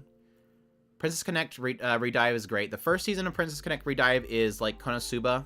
It's just really good. It's like Konosuba with good animation. And the second season of Redive is like just animation and crazy action. Amazing animation. Arknights is an amazing adaptation. Rage of Bahamut Season 1 is a really good adaptation. The second season's not. Don't watch the second season of Rage of Bahamut. The Minaria Friends, which is from Rage of Bahamut, is a great adaptation as well. It's really good Yuri, like, cute fun. What else? I can make a whole video on the best. Grand Blue Fantasy was good. It wasn't great, but really good animation, and my gosh, I love the character designs. Character designs are fantastic. But I will admit that, like, I think the second season, it took a while to pick up, but it's not crazy good.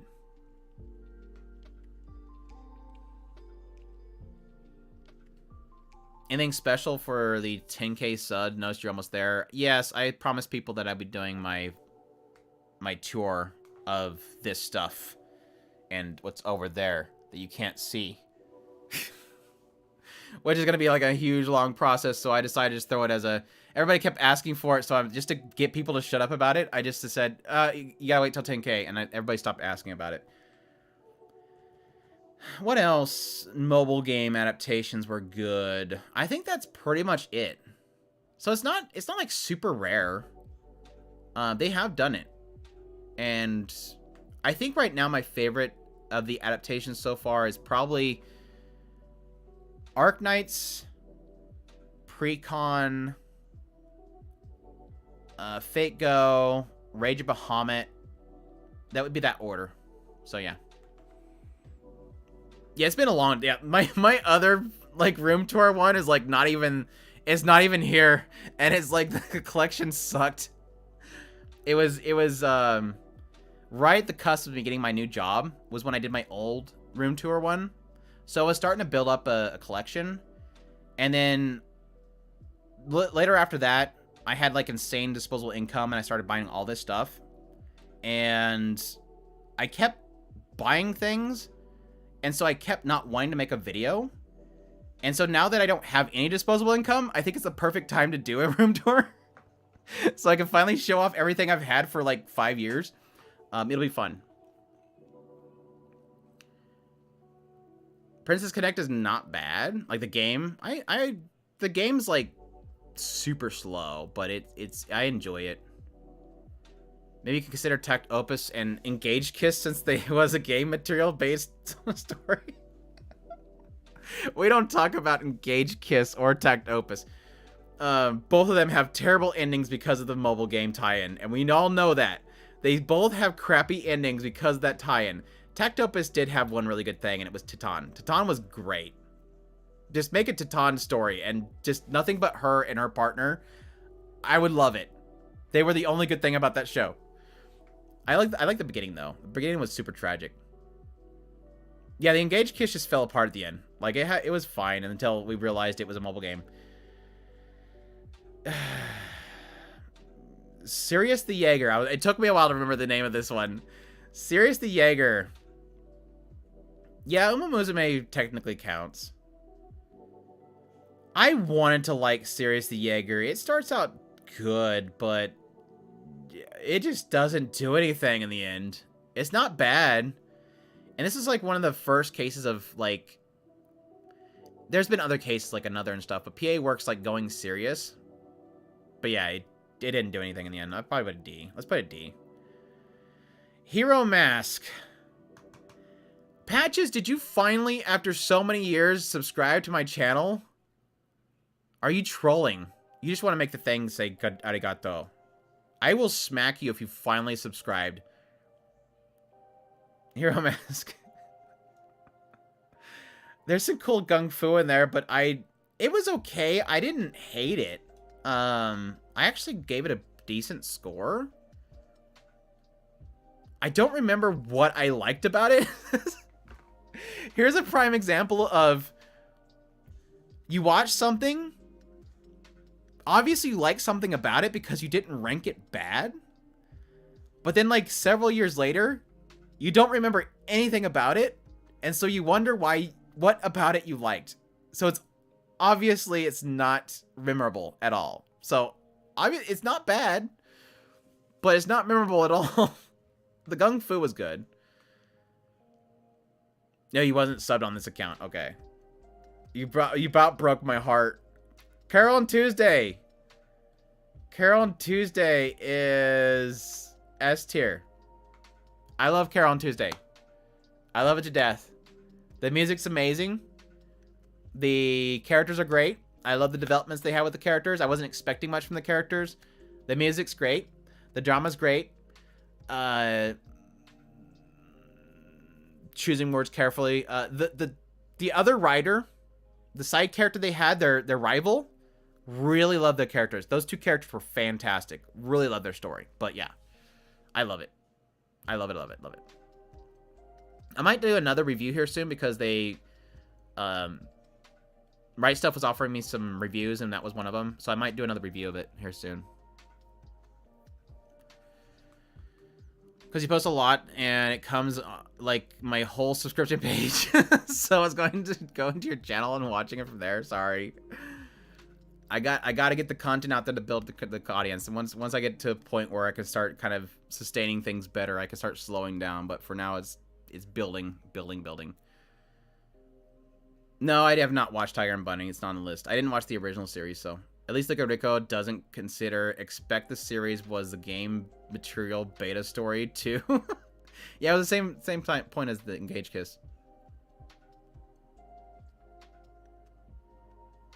Don't like the ending. Yeah, I know the political aspects of the ending was a mix for a lot of people. Pacific Rim, the one that I was trying to find the key art for this, and Mal doesn't even list Pacific Rim. Like, Pacific Rim has so much stuff that's not Japanese. They're, like, Korean and stuff like that. But for some reason, Pacific Rim, which was produced by... Not produced, but it was animated by Polygon Pictures. Yes, I agree that the director and everybody was all Western. But it was animated by Polygon Pictures. It was okay. It's not great. It had a lot of potential, but I think the fact that it was written by Americans, it turned into another Pacific Rim. I was really... See, the biggest disappointment of this, and I've talked about this before, when I watched the original Pacific Rim, I thought it was fine, but my immediate thought was, I would love to see this wrote by Japanese people. Like, Pacific Rim obviously has a very Hollywood feel in the idea that it has this concept of melding minds, but yet it doesn't do anything really creative with that. So my immediate thought is give it to a Japanese writer who's willing to get dirty with it. Like, two minds coming together, that's some trauma. Like, you're literally experiencing things and the sides of other people that they don't want seen. And I can totally see a Japanese writer going, oh, yeah, let's do it. Like, I could totally jump into this. Let's do it. And we had it here. Like, it was like, there was a Polygon Pictures was making one. And I got super excited and I watched it and I realized it really quickly, this feels very safe. Like, the writing felt very safe. Even with a character who was essentially a hired hitman from since she was young, it was super safe how they portrayed that. And sure enough, I look at the writing and all the director and everything, and I'm like, oh, that's why it feels safe. It's literally only Polygon Pictures. The only thing they did in Japan was animated. Oh well. Yeah, they make a Ruby out of it. Was Ruby even wrote by a Japanese writer in the end? The original stuff? I wonder if all the stuff that was original was something Western wrote. Yeah, they could have done like some Evangelion stuff with that. I mean, Pacific Rim's technically inspired by Evangelion, and it feels like, okay, there's a chance to kind of reverse that, and it didn't work. So, that's it. I think that's pretty good. I mean, all things considered, Netflix has some bangers. I think I'd probably bump some things down at a B. Let's do some cleanup. Let us do some cleanup. I'll take down Mirror Mask.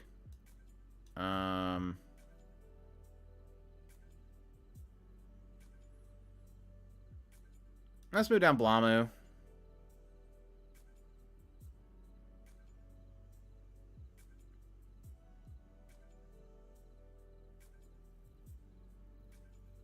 Let's move our Visions down.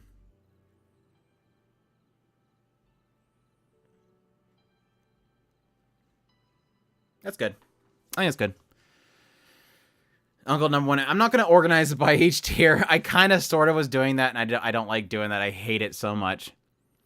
What about Psyche K? I've only watched the first season. I love it to death. I have not watched the second season, which was on Netflix, so I just one of those ones where I never got around to it. That dreaded round to it. They sell them at stores, and I never seem to buy one. Netflix has up and downs. Yeah, I mean, like as I was mentioning earlier, it's like a lot of this stuff is like older stuff. And so it really does feel like I was mentioning earlier, last year was legit Cyberpunk, Uncle, Romantic Killer, Bubble, Vampire in the Garden, another season of Sack. They did really good last year. Orbital Children. Like, last year, it really feels like they're getting better. Like, their choices on what they're picking up is getting a lot better. And they're getting violent with their stuff. And I appreciate that, too, because we're on, like, a really lack of, like, adult violent stuff. That's why I supported Spriggan and Bastard when it came out.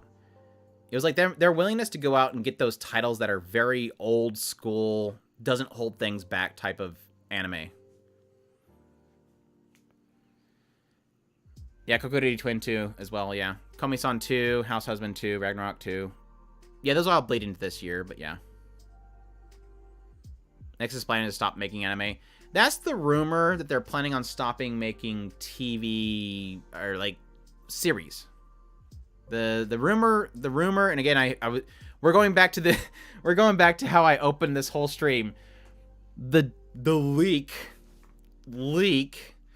is that they're planning on stopping making series, so they're gonna focus on movies, which I'm not against, because that's where we got like Bubble and Drifting Away or whatever that was called, A Whisker Away. I love leaks. I freaking hate leaks. They have a pretty good track record of movies, so I'm not completely against that, but at the same time, I'm also good with the idea of them not touching things like Uncle from Another World and Komi-san and Blue Period that they can't release on time. Perfectly fine with them not touching that stuff. What was the one, like, Space Children where they get stranded and have to make their way back to Earth? That's Orbital Children. Orbital Children. Where'd I put it? I moved it, I think. Orbital Children. There. Orbital Children. Written by the guy that did Dino Quill. Anime movies, hopefully it does mean good things. And yeah, I don't know. They're not... I don't get the purpose of it. That's the only problem that I have with that leak. There's no benefit to them. Like, it doesn't make any sense. Unless their hope there is that they're not taking the full burden of full exclusivity, or they're trying to focus on exclusivity and these companies are fighting back too much. So consider this. They go in and they say, because lately they're not doing full production. Like, they're not fully funding things as much. So if they go into a production committee as Netflix and they're with a bunch of other companies, typically one of the other high payers that will come into a production committee is going to be a broadcaster. And for Netflix to be an exclusivity, it's very difficult for them to really have to deal with those broadcasters, because they want to pay and they're going to want it to be on television. So maybe it's an aspect of them not wanting to get involved with any TV size series because they don't want to fight against the production or the broadcasters. That's the only reason I can see them not. That's the only reason I can see them specifically not wanting to do that. There's no difference between a movie and a TV series when it comes to streaming. It's not as if there's like some big, like theater movies make sense. Theatrical movies are high budget typically. But streaming movies don't necessarily mean theatrical budget. So it doesn't make any sense that they would distinguish between a movie and a TV series. It's just one is, I don't know, 100 more minutes, 160 or something versus 300 or something like that. And typically most Netflix shows aren't even TV series size. Most of them are like Orbital Children, which is 6 episodes, which is basically a movie. And they released it as a movie. In Japan, this was a movie. What else is a good example? I think this was a full length. I want to say that one of the beginning wasn't a full length. Regardless of moving to movies, which usually art and animation is better, I really hate the schedule Netflix does with their shows. Yeah. They're usually like late spring or late winter and then like some in fall. The issue is the binge culture that Netflix promotes. Binging versus short series isn't a difference. Yeah, I don't like... Personally, I don't like full dumps. Never have. I do like that Netflix has moved away from holding shows that are airing in Japan. Like, as much as we're having problems with them releasing weekly Uncle from Another World and Komi-san, they're trying. They're trying it. But I appreciate more whenever they do full dumps. Like, when the show comes out, it's not airing in Japan, and they just full dump it on one day. I appreciate that a lot more. Yeah, Vampire in the Garden was 8, I think. 8 episodes? Question mark? Maybe 5? 6? Between 5 and 8. But I like these. I appreciate the full dumps, but at the same time, I don't like that you can't talk about it. I never like full dump series. Whether it's held by Netflix or just something that's airing elsewhere. Take, for example, Summertime Render. I could never imagine watching Summertime Render as a full dump. I had way too much fun watching that on a weekly basis. As much as it was painful trying to find somebody to subtitle that show, it was so fun speculating on what was going to happen next. There's so much of a culture around people coming together and going, did you watch the latest episode? Yeah, episode 5. Dude, that was crazy. Do you think this character's doing this? Yeah, I was thinking it was this other character. Yeah, that's true. It could be that other character. And you start speculating on what's going to come next.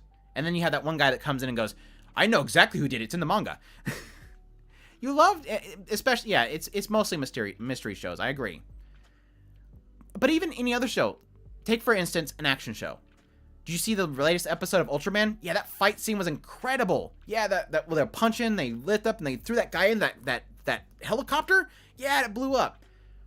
Comedy show. Man, I love that punchline. Yeah, that one. Everybody's on the same page because they've all watched the same episode. Now, what happens with a full dump? You have one person that says, dude, I cannot believe Billy was behind the whole thing. And this other guy's like, I've only watched 4 episodes. I'm just getting to the part where they went to that one place. This other guy's like, dude, did you guys love that joke in episode 8? And he's like, this guy's like, yeah. And this guy's like, no, I haven't gotten to 8 yet. Like, everybody's watched different episodes. Nobody wants to talk about it unless you finally go, did you finish it? Yeah, I finished it. Okay, now we can finally talk about it. And you just talk about the ending. You don't talk about anything that happened in episode 2, the joke that happened in episode 4. You don't talk about that twist in episode 5. You just talk about how it ended. There's no fun in it. Like, it bugs the hell out of me. And it's like, yeah, on one end, especially now with how much shows are out there right now, it's so hard to find somebody that's on the same page with you right now. Like, right now, it's ridiculous. Like, I have no earthly clues telling me about what happened in the latest high card, and I'm like, I haven't watched that episode yet. I'm too busy watching this show. and I want to talk about Magical Revolution in my videos, so I'm watching that show. And there's so many shows, it's hard to be on the same page. But at least you're on this, you know that you're going to be on the same page if you're at least keeping up on it.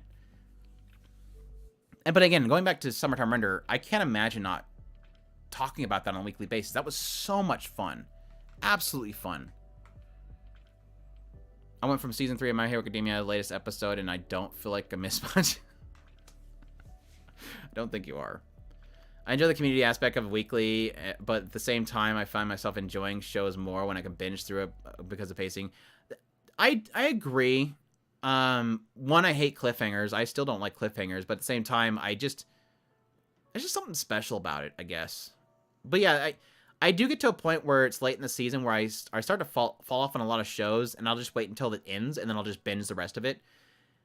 Honestly, personally, as a reviewer, I do find binging the final at least 4 episodes really helps me with kind of putting together a conclusion on a series rather than watching it weekly. Because it's so, you're talking about 4 or 3 weeks or 3 months of episodes. And so you can sometimes lose context over those 3 months when you're reviewing shows. But, I mean, me watching as many shows as I watch, I lose context. I know most people don't have a problem with that. And if you have any other hobbies, you will fall behind. You, especially right now. Especially right now.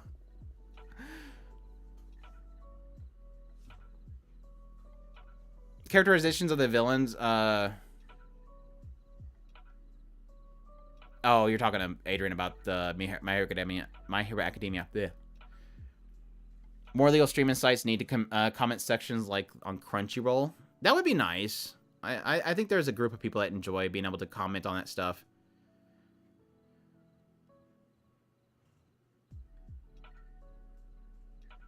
I forget some of the subtleties. Yeah, that's the main thing. I do make a lot of notes when I watch stuff. That's about the only reason why I'm able to kind of commit it to my mind. I'm a writer. I'm a note-taking studier. Like, I have to write things down in order for it to stick really well. So I take a lot of notes. As you guys can tell, as anybody that watches Mushoku Mondays can tell, Andrew takes a lot of notes. Which, by the way, if you are not aware, every Monday we have Mushoku Mondays. It is, what is it, like 7 a.m. Pacific Standard Time? And yes, we go through the Mushoku Tensei novel series. And next week is gonna be lit. Like, yeah, it's gonna be great. I'm pretty sure I'm going to hit the big chapter. I don't know. I really don't know what I think of that chapter. Adrian's gonna have a lot of fun in the chat. Adrian's gonna have a lot of fun in the chat. That's all I'm gonna say. I don't know. I read that chapter and my brain is still trying to figure it out. I almost pretty much stayed up all last night to record my thoughts on it because I wanted my raw at the moment thoughts, but I really needed to collect myself. I honestly need to collect myself. So next Monday is gonna be a lot of fun. But yeah, if you're a fan of the Mushoku novels, definitely don't miss out on that. We're getting bigger and bigger. Much to Adrian's dismay, the Mushoku Mondays has been growing and growing, and I love that. So I like the parallels with Magi Revi and Witch of Mercury. This episode, the white-haired girl has a presentation with all the old... Yeah, it kind of felt like that, right? But at least this one was pre-planned. There's the big difference between the two of them. This one was pre-planned, whereas with Witch of Mercury, it felt like she just kind of went, I have to do something now because she's getting called out. And so she went up there and kind of threw something together and it worked, which was great. It's not discounting what she did in that one. Miorin did, anyways. But no, Magi Rev episode today was freaking amazing. Like, oh my gosh, Magi Rev episode today was so good. I absolutely loved it. Vampire Girl, I love her. I will give her if she needs mana, I am willing to give her mana at any moment. And the wake up call for Yuffie, and that ending was so good on so many levels. I made a whole video on it, obviously, and I gushed to no end. You're on episode 6 of it? You have like another month and a half, so hurry. Because the next season's coming, and it's probably gonna be great. I'm hoping it'll be great. Anyways, I am... Whew, my eyes are killing me today. Speaking of Mushoku Mondays, I'm going to call it early today so that I can get a little bit of rest. And I'm going to see if I can possibly record my Mushoku Mondays tonight. That way I can get it early edited. But I appreciate everybody dropping by. I'm sorry for cutting off an hour and 26 minutes earlier than I normally do. But it was a lot of fun. I think next week we'll finish up the other ones that I had. Or I'm going to probably put something to get... I want to get something else besides this tier list to go in here. So maybe I'll get a topic or something to do next week rather than doing the rest of these tier lists. These aren't going anywhere. I can do them later some other time. But if you guys have any ideas, as usual, just hit me up on Discord. Throw it in the YouTube channel. We have a channel for YouTube. You can just throw any suggestions you have in there if you want me to cover a topic or have a cool idea for an episode. So I really only do the tier list because it just gives me an excuse to talk about some really weird, obscure shows, and people enjoy that, so. And I always get some industry conversations in there somewhere. I was made to complain about not being about say no to nobles when they want your blood. It was interesting, like, it really implies she likes Ilya a lot, which will be interesting if they do something with that. Good luck with Mushoku Mondays. You got your fan base here. Thank you. Appreciate the support. New anime announcement stream. If they can give me some exclusives and it's not leaks from some random Joe Schmo, I would love to do that. Anyways, I appreciate you guys dropping by here. Y'all have a great night or morning or afternoon, depending on what side of the world you are. And I'll see you guys live again next week, or I'll see you Monday on Mushoku Monday. So take care, guys.